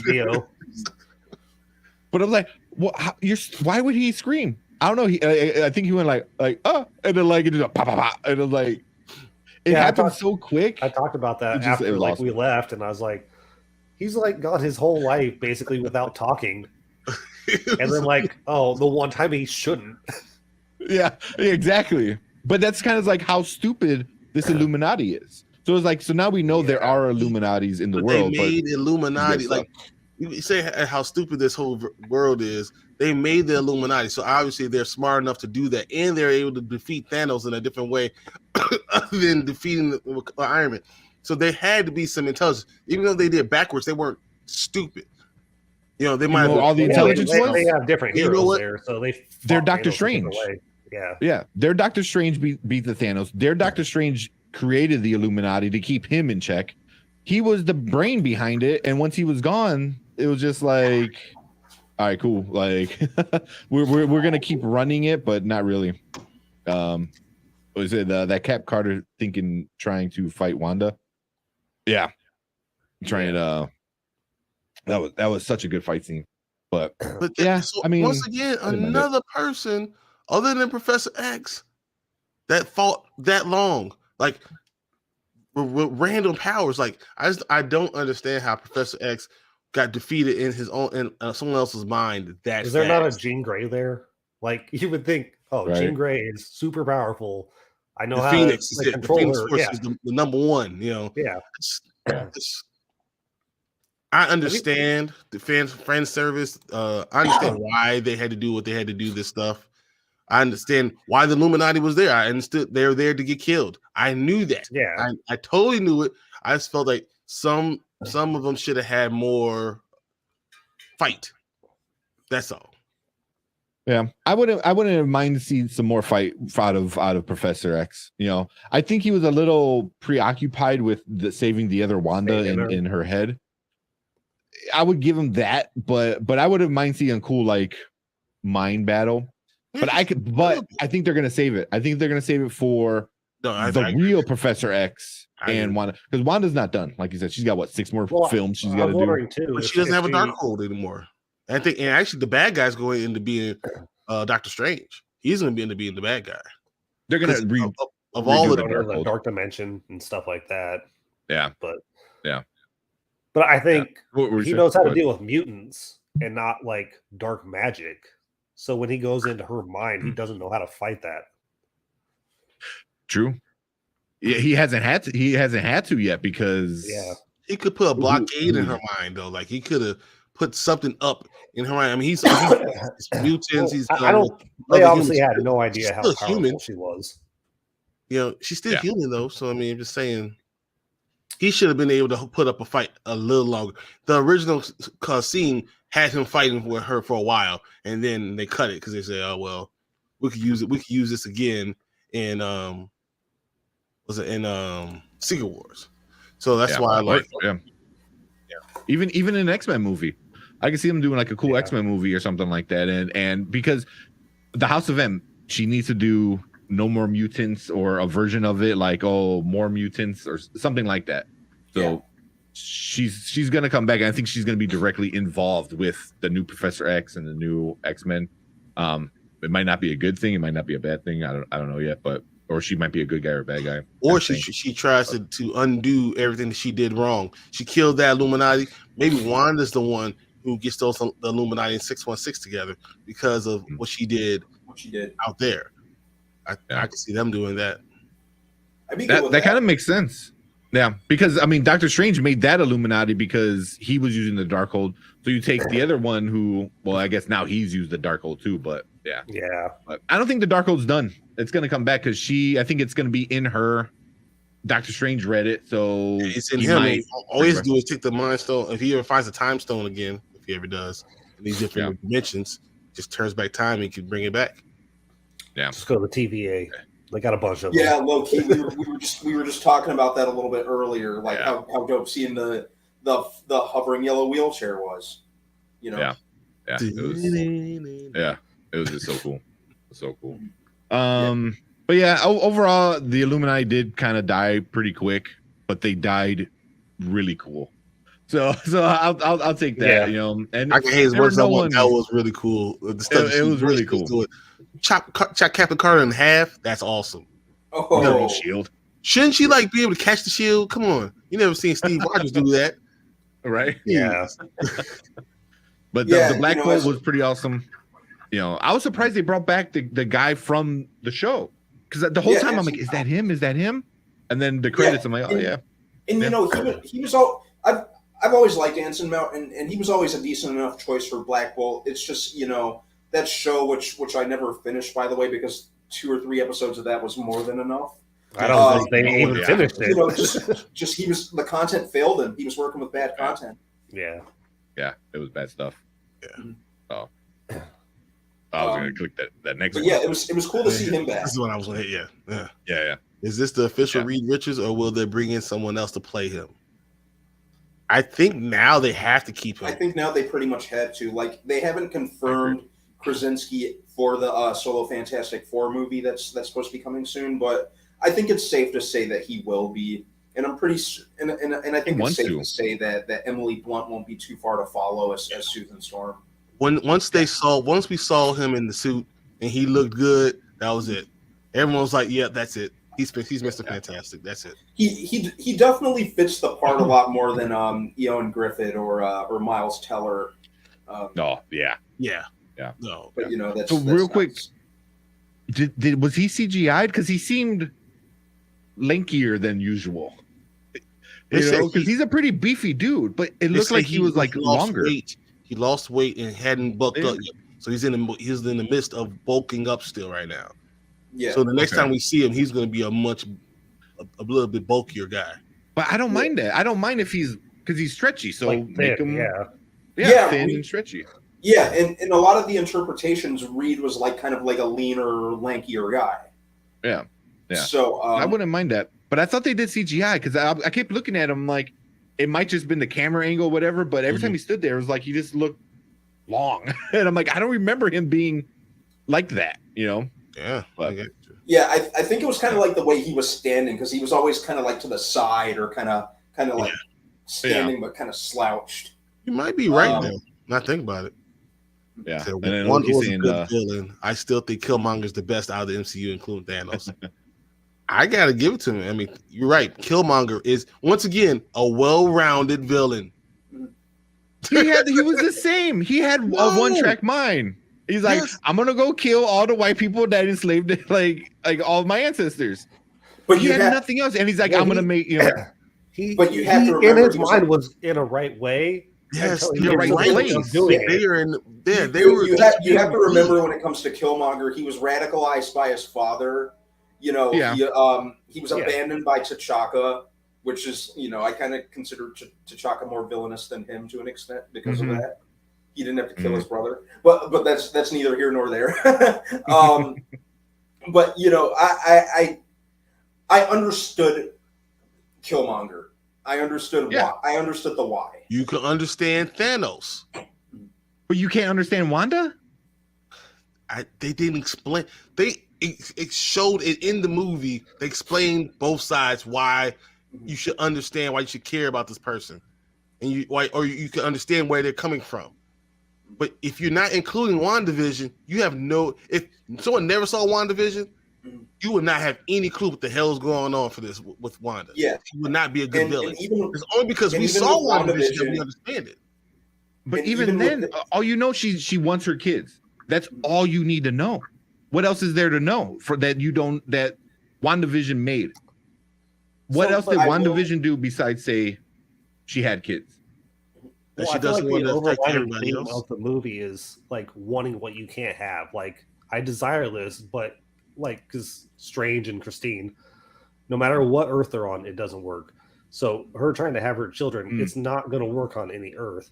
But Yeah.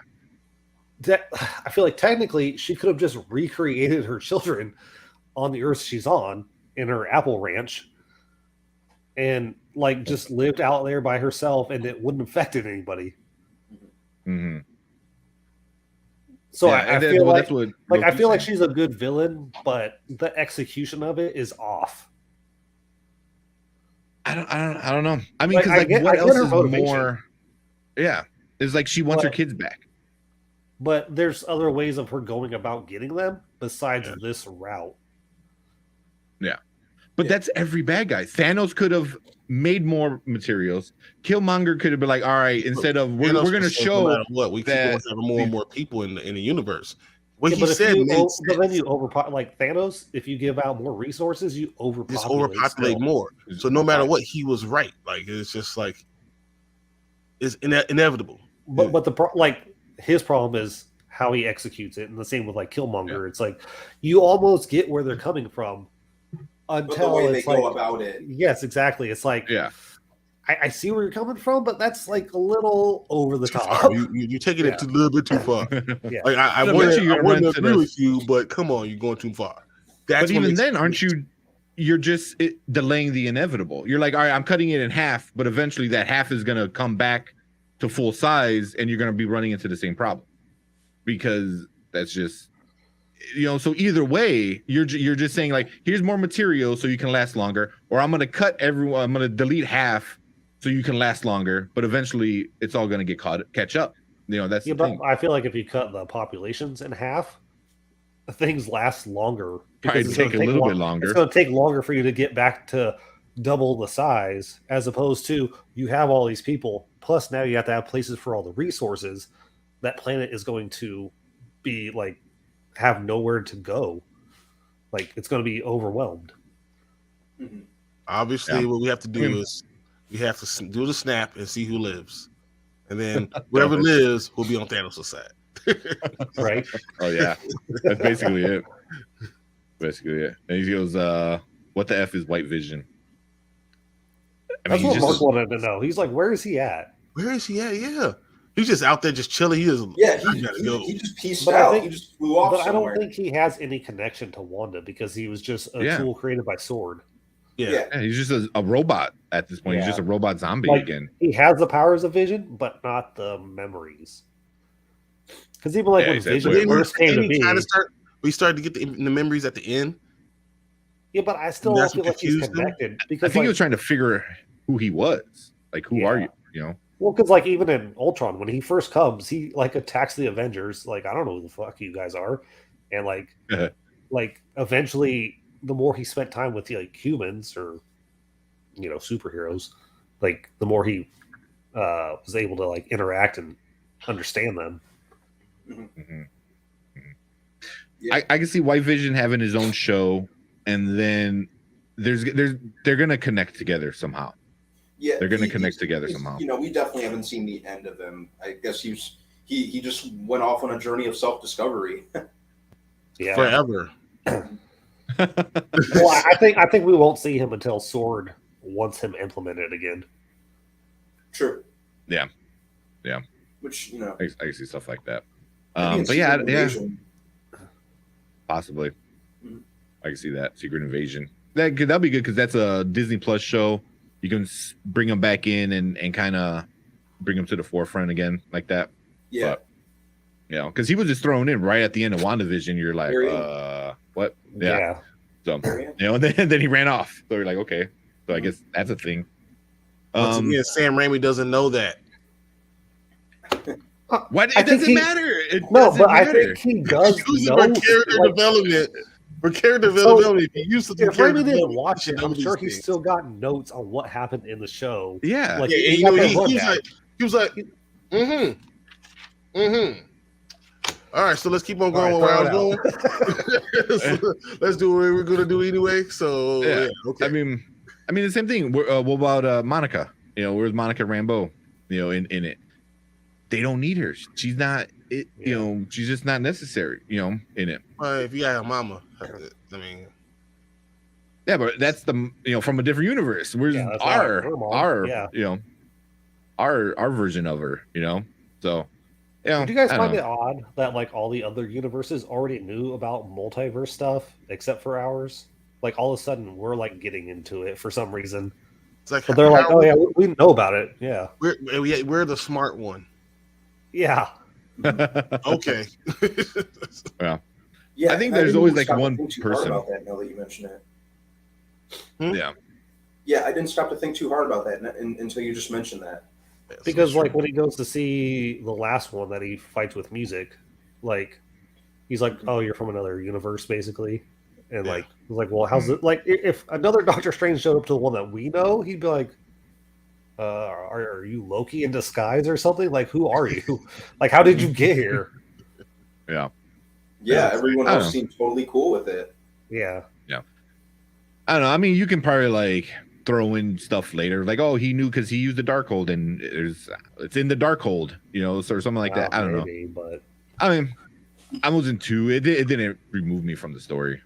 I wasn't like what? That made no sense. But there were little things that were like that, where you're like, hey, wish you would have tied up little loose ends see, like that. that a also little better. ties into the TVA stuff in Loki, Mm. like because your parallel Yeah. multiverse person has the dreams, but in Loki, the timeline was straight, so technically none of those people ever existed. So how did you ever dream before the timeline like split off? Yeah. Like stuff like that is It- like what I started thinking about. I'm like, this is Obviously, unraveling a little bit, wasn't thought about that. It's- but Like it The- doesn't take away from the movie, but like continuity in the MCU starts to get like a little unraveled with me. So Loki throws a wrench in all those gears. yes, because like, now, big like time. if Loki didn't exist, I wouldn't have these thoughts. So like Loki shouldn't exist at all. Yeah. Hey, Yeah. watch your mouth. Why? Loki was entertaining, but like the thought process now is like, well, nobody had dreams, but if you did, I guess technically now they're just memories because like the timelines, whatever. But Yeah. Depends on what year this timeline split. And I blame King. Well, somebody brought that up. They're like, does King, like, or the one, what was it? The one before, or the one Was that left. Immortals? which one? The variant of Kang that we saw at the end Yeah. of Loki. It's Yeah, not, it's like the not one above all, really. the one at the end of all, or whatever his name was. yeah, He's not. Yeah, I exactly- wonder if like, yeah. So I wonder if like other Kangs were taking advantage of the incursions and stuff like that, and you know, because he said like, oh, then everything they're gonna tie it in together, but it's gonna be a while. I think it's gonna be a while. You know, so I'm not as big a Marvel guy. Is Kang a relative of Reed Richards? Yes. Yes, he is. Like He's like a Is he great Franklin Richards? yeah. Okay. So it was like a great grandson, something. So I feel that. like that's the only reason, like, because there was Kang references in Moon Knight. Yeah. So I feel like Yeah, that yeah. the only way like that ties into everything else. But Yeah, because Kang goes back and is Ramatut for a while, Yes. so he goes back to ancient Egypt and does all that. And then they take, I believe they use like that times Moon Knight to help the Fantastic Four that traveled back in time. It gets all crazy with time travel and Okay. shit, but yeah. He It's who kinda- remains is what he's called. He Yeah. Who Remains. yeah. Which I want to see more of Kang already. I want Oh more. man, I'm so excited to see more of I want Kang. And Jonathan Majors was just Not that the bit part that he was in on that final episode of Loki was just so entertaining to watch. So I think that he ruined Disney Plus for me because I feel like Loki was the perfect ending. So like I watched it, I wanted more, but I was very happy with what we got. There was nothing that I complained about. I was like, what do you give it? It's a now, and everything was perfect. That's how I felt like when I was into watching it. Every other Disney Plus, I'm like, wasn't as good as Loki, but I mean, I guess it was okay. Loki did set the bar pretty high, right? And I'm curious to see more. Well, I'm anxious to see more Majors as Kang, or whichever variant he's going to be in Quantumania or at the beginning of next year. Because it kind of seems like they're priming him up to be like the Thanos or the big bad of the next phase or the next handful of phases. Yeah, I believe so. Which will be cool. Yeah. You know, for a while I thought saga. they were just gonna, I thought they were just going to jump right into like Galactus or something like that, or but yeah, Kang is a pretty dope choice. I'm excited to see more of him in the variants, since obviously this isn't going to be the last we've seen of the multiverse. So He's the one guy I wanted to see the most. Like Tom Cruise and all these other people, like I wanted to see King. I feel like it would have been relevant and necessary somehow to kind of tie things together. But I get it. You're saving him for the was it Quantum Madness or whatever? Quantumania. When you see Mr. Quantumania. Fantastic, you kind of Yeah. want to see Doctor Doom. If you see Doctor Doom, you have to see Kang the Conqueror, because those are the two biggest villains ever. Like, forget everything else. They are it. For sure. timeline. Those are it. Those are the guys. Yeah. I So got a we're question gonna for see I everybody. thought they better not drop the ball with Dr. Doom this time Right. For the third time? Nah. for the third time. They know I think they know their stuff. I don't Looked like think a the freaking casting melted was wrong the first action time. figure in the last one. Well, I don't think the casting was bad in the first Fantastic Four movies. No. I just thought Fox was wrong. Yeah, Story was Yes. bad. That was the problem. Yes. The writers were terrible, but the casting was fine. I mean, not Sue Storm, that was stupid. But I mean, everything else was good. Like, it was the casting hilarious how they tried to pass Jessica Alba and Chris Evans off as brother and sister. I was like, really, guys? Really? This is where we at right now? Yeah, Come on, but yeah, like Julian McMahon was a fine choice for Victor. I agree. It was just they just make him a pissed off businessman, really. and then the And not just the smartest thing of all time. Like, he is the only rival of Reed Richards' genius, and that's not what it was. What we got from that, it was poorly written. He was just a rich guy that got mad. Yeah. And they got some go powers. from that to making him like a basement dweller in the 2015 version, like a computer hacker, right? Yeah. like a computer hacker. Yeah. That was horrible. Just the way he looked was horrible too. Yeah, Like, and nothing against Toby Kebbell. He's a great actor. He was just, he wasn't a bad given choice anything. for Doom in an even worse movie. Yeah. I mean, All even right, like Michael B. Jordan was in it. Yeah. Oh, sorry. Go I ahead. thought it was still terrible. I just want to know about we'll Rachel move on to McAdams. them. What did everyone thought about Rachel McAdams? She looked She was old. fine. She did look old, but I wasn't thinking that way. She was fine. Unfortunately, they didn't do much with Earth 616's Christine Palmer from the beginning, which was a shame because I thought she and Benedict Cumberbatch played off each other really, really well for the scenes that they had, especially in the first one. They were great together in all the scenes that they were in. I think that it was kind of more of the same in this version. It was just kind of to give strange kind of closure for never ending up with her. Yeah. But part of me kind of feels like you could have cut her scenes and it wouldn't have made too much of a difference. Like, you could have removed her and it wouldn't have, Yeah. I probably wouldn't have noticed. Yeah. But he with Doctor Strange wouldn't have noticed. I mean, finally find someone that he might have actually meshed with. Yeah. Well, we got Clea for that now, Charlize Theron. Yeah, I know. Which is where we need to get to next. Yeah, exactly. What's kind of the ending? Because even the ending in this is kind of like a post-credit scene that they just. It was a pre-credit, post-credit scene. I guess I don't know, and then it was the mid and then the end. But it was like almost rushed. I felt like the ending was a little rushed. Definitely. Like they did not finish the movie very well. Like they just all right, here we go. Blah blah blah. See you later. Bye. Like, what? Yeah, that's usually the thing. Like Marvel movies, they stick the landing. This one just seemed off a little bit. I mean, I don't know. I mean, I didn't love the ending, but I didn't hate it. It was just like the good guys won. Everyone go home. I mean, I don't know what else is there to do.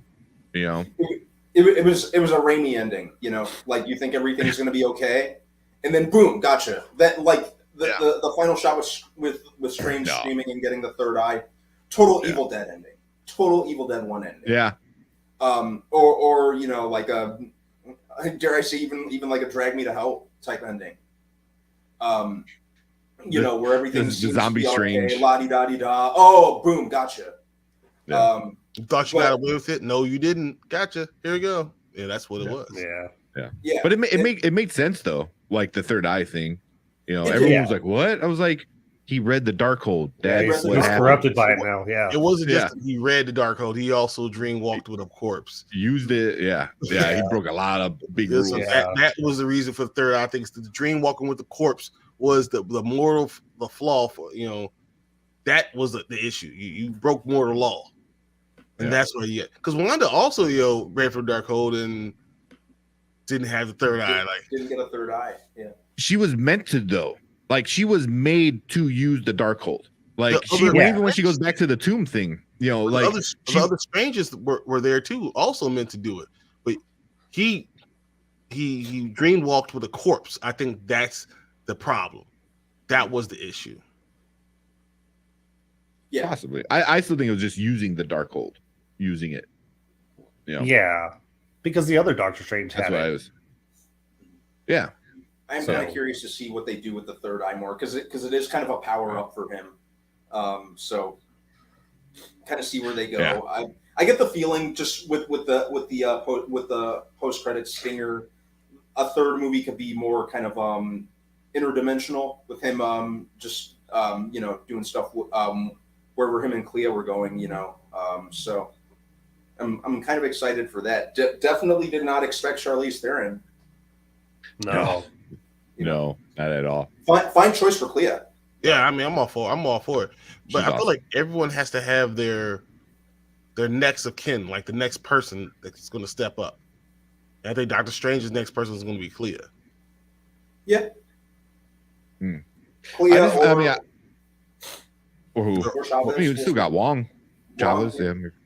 yeah. Chavez- I just found it funny that they used like this whole time is like he loves her so much, and then they're like, and here's his wife. You know, it's like Yeah. you know, it's like I just found that kind of like weird. Technically, she was already married before she met him.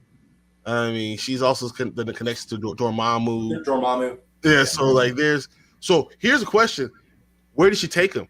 Did she take him to another universe and now Dormammu and Strange have to work together because incursions happening on Dormammu's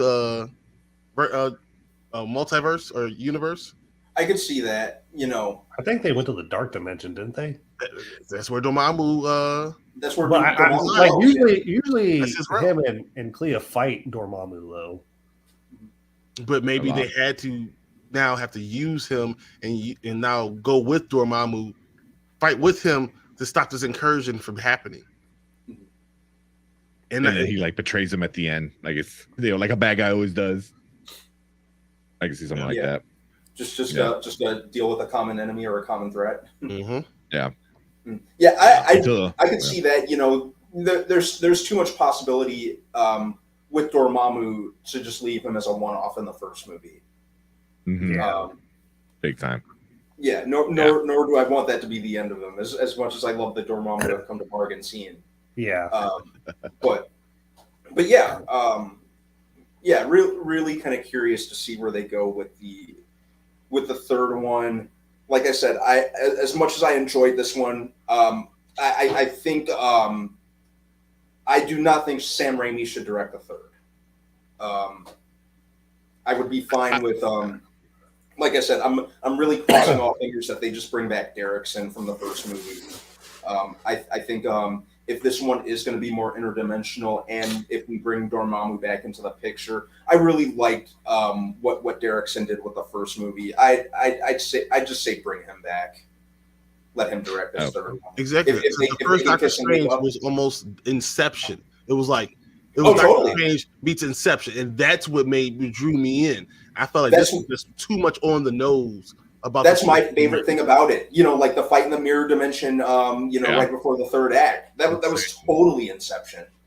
Yeah. But I felt like this movie was too much on the nose, too much like you know exactly what you're going to get from Sam Raimi, and you got exactly what you thought you were going to get. Like, I thought that would take away a little bit from it. Because Doctor Strange, you're supposed to see things that you haven't seen, think of things that you haven't thought of, and that's not necessarily what you got. Everything was pretty much like I'm telling you talked. I really thought everything I thought that was going to happen pretty much happened. Yeah. There was no big like, whoa, I didn't see that coming. I was like, oh, Right. yeah, I saw that coming. Which is, I mean, it's not necessarily a bad thing. I mean, for me, It's it not a bad pushed the movie. story forward. It pushed the universe forward. You know what I mean? Like now, Strange and Wong and America, like there's multiple universes that have a lot of bad shit. You know. Yeah. Wait, how did Wong survive? Because he remember He portaled them out, right? Or something portaled them out. Something like Did that, he? right? so I'm trying to remember. I don't remember. I'm trying to think about it. I'm sure. I think America. Remember he was pulled him dangling off back. the edge of that cliff. Oh, yeah. remember, and then he was teaching America. Yeah. In the temple. She was at Kamertage. Yeah. Yeah. But yeah, They I mean, got a I banging didn't. drum line there. What was Yeah. At Convertage, they got a Oh. banging drum line. that? Right. I don't know, man. I think that was all the stuff on my list of Did you like the places we music wanna fight go. scene? Which one? The music fight scene. Where they started using With the music two notes strangers? and stuff like that. I thought it was fun. Yeah. I had fun It felt watching. very Fantasia-ish to me. Oh, totally. exactly. Yeah.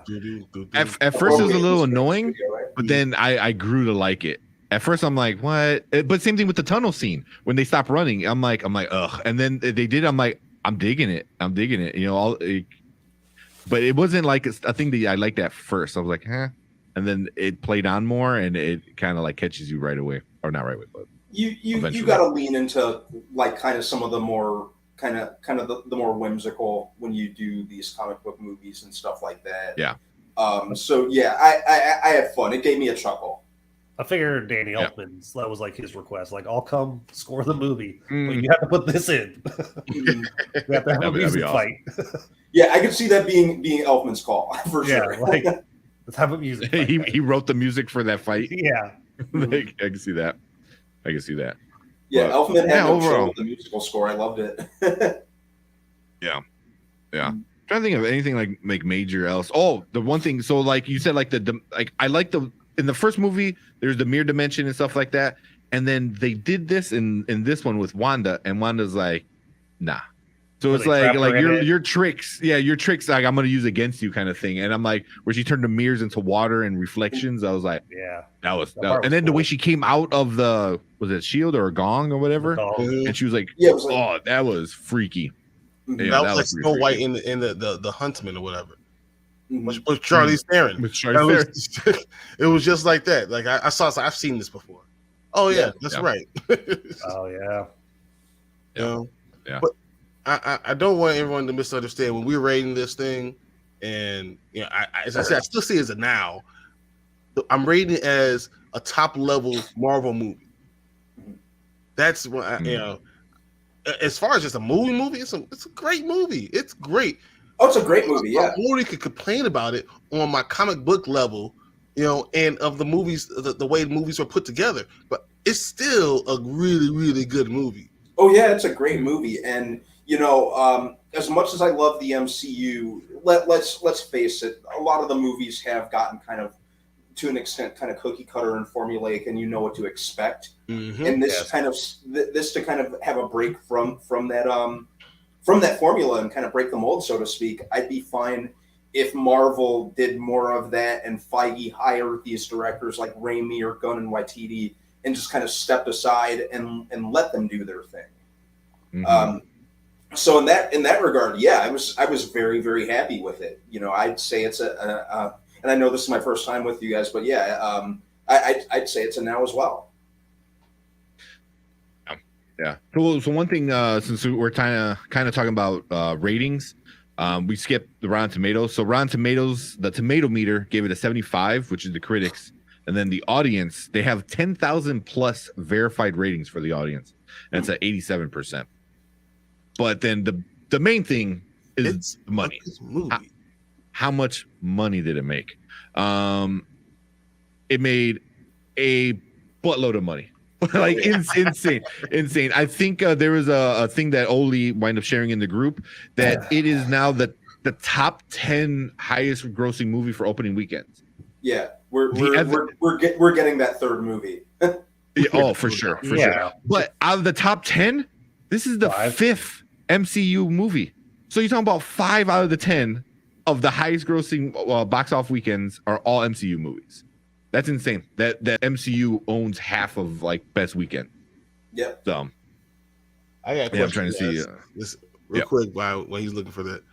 What director would you want to see do a Marvel movie on their own, like their own accord, like this? They get to make a movie, but it's their type of movie. Like I would say Their style. Who's that? No, like their style. yeah, kind of their thing. style movie exactly. Okay, Brad Bird for Fantastic Four, Oh because yeah. he already did 2 awesome Fantastic Four movies, The Incredibles, and Yeah. Very good. Good job. and- yeah. Yeah, that's a good pick. and plus he's And he's a competent Disney. enough with live action. He did Mission Impossible: Ghost Protocol, and I know a lot of people didn't like Tomorrowland. I thought it was a good enough idea, just kind of It executed. was a great so- idea. I love it. But now that John Watts has stepped down from Fantastic Four, hell, let him do it. Let Brad Bird do it. Yeah. I like that. That is a good call. Yeah. What about you, Yeah. bro? And he's already in with Pixar and Disney, so He's he's already already in Yeah, with knows. he's those already in people. there with them. Mhm. I don't know Good call. offhand.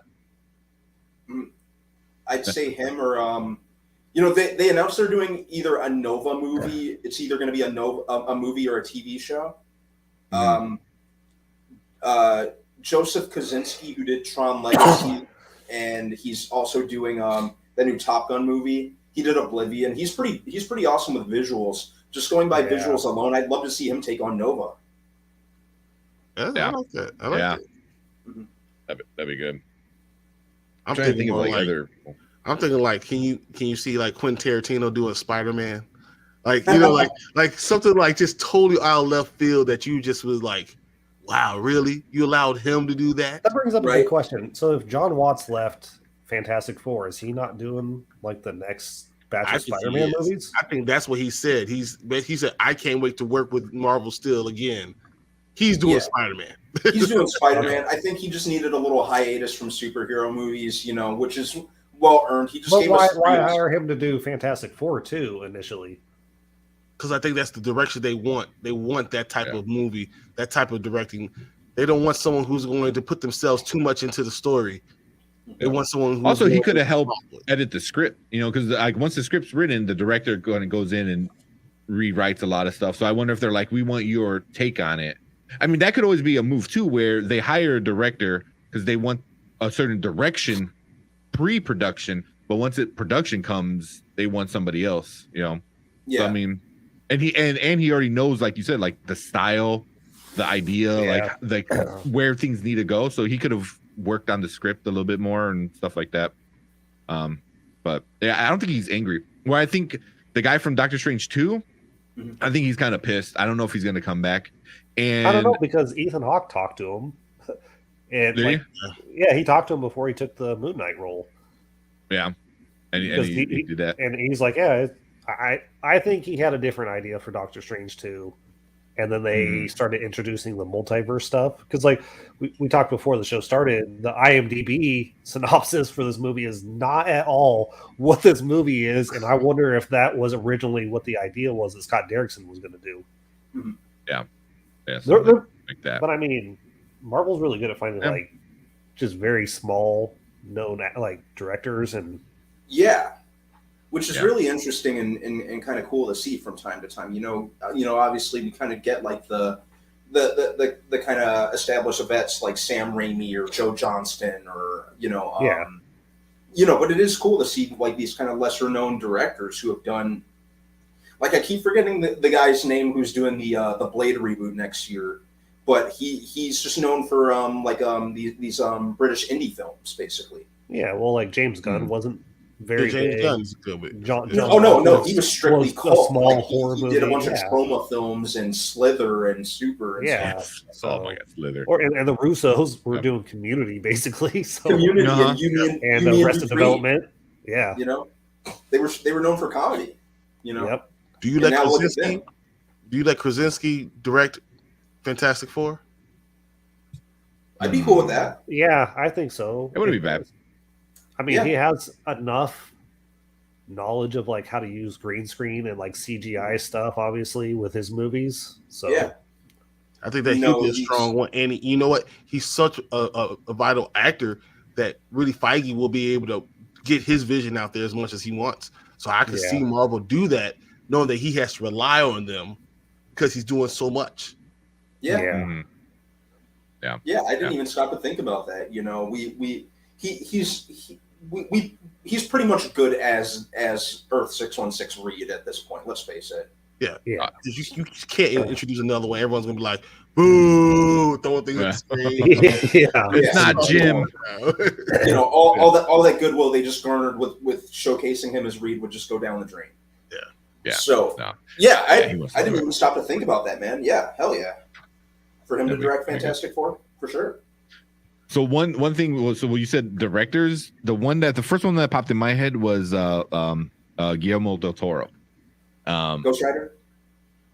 Yeah, the Ghost Rider. I want to see him obviously not do Ghost Rider again, but he does good visuals. You know, good stories. Yeah. I mean, Pan's Labyrinth is still one of my favorite movies. Hellboy #2. I love Hellboy #2. So good. So even the first Pacific Rim? Yeah. Pacific Rim. Yeah. You know, was pretty good, you know. So I mean, it was just a ripoff of an anime, but still. But good. it was still good. It's also a good anime. Yeah, that's what you do.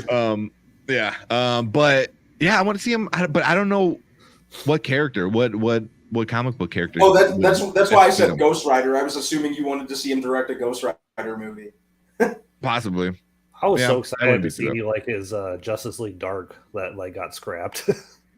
Yeah, which sounded like it could have been awesome. By the way, I would love it. Yeah, with him. Constantine is one of my favorite comic book characters, so I would have loved to have seen that done right because I could go on all day about my love-hate relationship with the Keanu Reeves movie, but let me not even. I love that movie. No, let's not talk about that. I know. Let's not. All I'm going to say is it's a fun movie, but they should not have called it Constantine. Yeah, Keanu is not John Constantine. No, yeah, but he's Keanu Reeves. You know, so. I'm going to shut up about it. I'm going to shut up about it because I can go on all night. Time for talk for another show. Yeah, exactly. Yeah, exactly. But also like a lot of other movies like that were like loosely based off of comic books. You know, you had what's the one with Bruce Willis? Unbreakable. Unbreakable. You know, it was like no one knew it was a comic book until like years later. You know, so stuff like little things like that. But yeah, and the same with Red, also with Bruce Willis. Yep. Yeah. Yeah. Crap. Yeah. Yeah. But yeah, Bruce Willis. I'm trying to think of anything else. Yeah, we'll never see him again. That so sucks. Yeah. That sucks. Yeah. Cool, man. Anything else, man? We've been going for over 2 hours, so probably start finishing up here. Any last thoughts? Feelings? I just want everyone to understand that we do not. I do not hate this movie. I'm complaining about stuff, but I'm complaining about because I love it so much that I wanted more of it. You know, that's what I'm complaining about more, not because it's a bad movie or it was put together wrong or any of that stuff. No, it's just I wanted more of it. I want more. Yeah.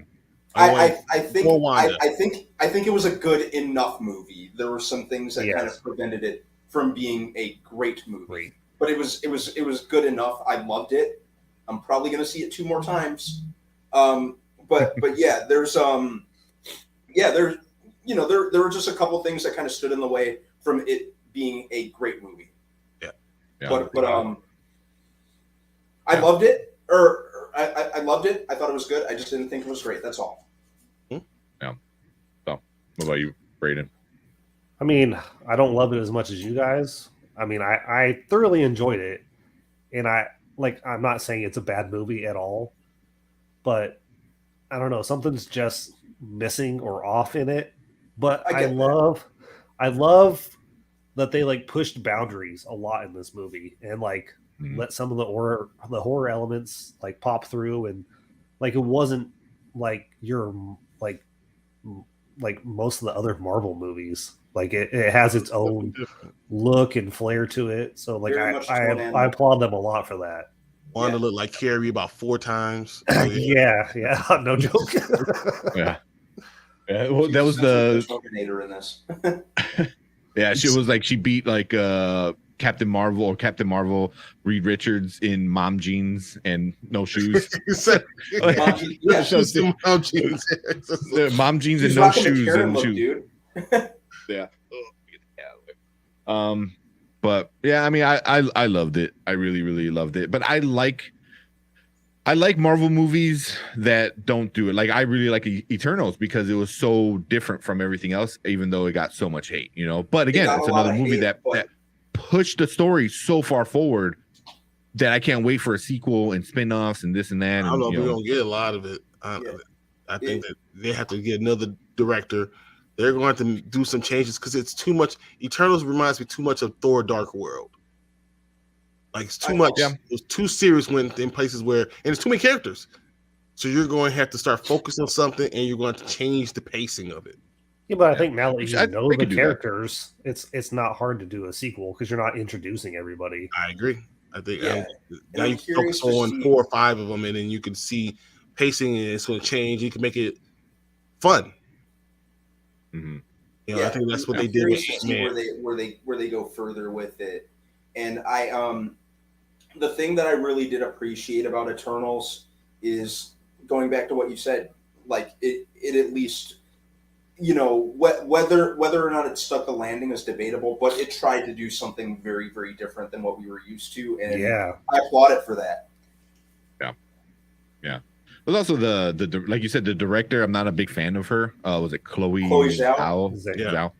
Zhao. She's a very artsy farty director. Oh, totally. Nomadland. So, yeah. Exactly. Oh, God. I mean, that could be I why hate I it. liked I it so hate it. much. Like, not Nomadland, but like because I like artsy directors. So Yeah. Yeah. It's not always bad, and I thought she did a pretty good thing, but she did a lot of the looking off to the sunset for 90 minutes. seconds.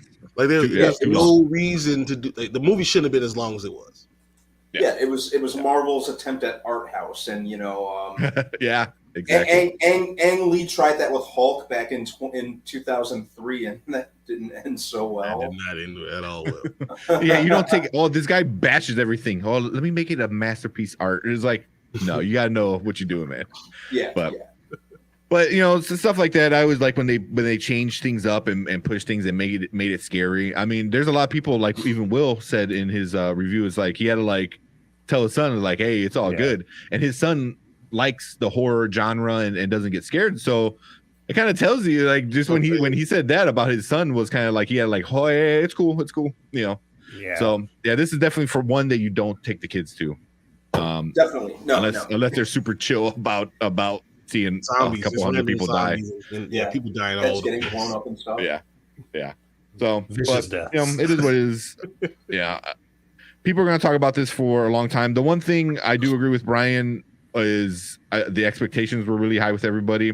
So I'm kind of hoping I don't want to see any more Thor trailers. Yes, That's it. I don't want no more Thor trailers. You don't have to watch them. I know, but how can you not? Well, see, I think my expectations for this weren't that high because I only watched one trailer. One trailer. Yeah. So I've gotten to the point where I know a lot of these movies, they will show too much.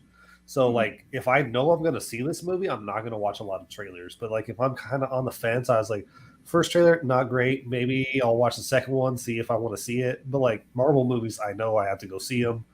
Otherwise, the whole movie will be told to me through Twitter. Yeah. So that's why I really appreciated the trailer for Thor: Love and Thunder. It told you nothing. It showed enough. It showed nothing. It just showed enough. Yeah. And I was totally fine if that's the only trailer they put out. About 5 more. I hope not, man. I really I'd be don't. fine with not even seeing Christian Bale as Gore the God Butcher until I'm seated in the theater. I hope that. I hope I don't see Christian Bale until we get there. I don't want to. Yeah. I don't want the surprise to go away. I really. Yeah. See, I mean, because you already got the toy they put out that they held off on this trailer for a while, man. This is a July release we're talking about. You'd think we'd have seen one back in, February at the earliest. That's what made Ragnarok so awesome. We had no idea what we were getting into, and then people were seeing it, they're like, That's true. "Oh my God, you have no idea what this is," and they saw it there. Word of mouth. I don't think Thor had a great opening weekend. I think people told it 3 weeks later. Everyone was flocking to the theaters to see it. Well, I think the first 2 movies set it up to fail. So people are like, "Oh, third one, I'm not going to go see it," and then people are like, "No, this is totally different. You have to go see this one." It's because totally Ragnarok, and plus Ragnarok was the first movie that where we really warmed up to Thor as a character. He was just kind of there, beforehand. Yeah, and he was good interacting with other people, like with the other Avengers, with the jokes and stuff like that. So you're like, hey, let's take advantage of that. Let's take advantage of that. That was probably the best decision that YTD could have made.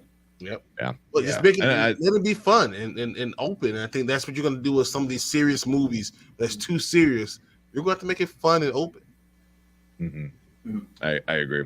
Or go this route, make it super horror, scary genre. Oh, yeah. I'm cool. I'm cool with that too. So, but just different stuff is always good. But man, I think that's about it from us, man. Yeah, I think that's it. I really appreciate you guys coming on with us and going up through all these things. We're going to cut this up to 20 different videos. Yeah, thank you so much for having me. Yeah, man. Yeah. Anytime, you're always in chat. You're always very in the Facebook group. You're always putting some comments, and you and Braden and Brandon, both of you guys are always in the Facebook group, leaving stuff like that. So we appreciate it. Yeah. Interaction helps. So Yeah, and then, I'll join again. I'll join as often as I'm able to. Cool. All right, With so you your guys permission. don't go away. So we're gonna end the show, but I want you guys to stay here. Okay. Yeah, there. But so if you're watching live, if you're watching our replay, appreciate it. Thank you, Derpy. We had Gabe. We had a bunch of people in chat. We appreciate all of them. Low key and stuff like that. Yeah. There's a bunch of people. So thank you. If you're watching our replay, make sure you hit the sub button and give us a sub. We're almost at 200 subs. We're at 192 or something like that. So at 200, we're gonna do another giveaway. And then man, our goal is 1,000. Get to 1,000 subs. That's the ultimate goal. But 100 at a time. That's what we'll do. But so appreciate everyone coming in and hanging out. And then but let's get out of here. I'm gonna do I made a new outro. So let's see how you guys like it. I'm not gonna get. All right, let's do this. No Jonah Hill this time. All right. See you guys later. See ya. Thanks everybody. Yes.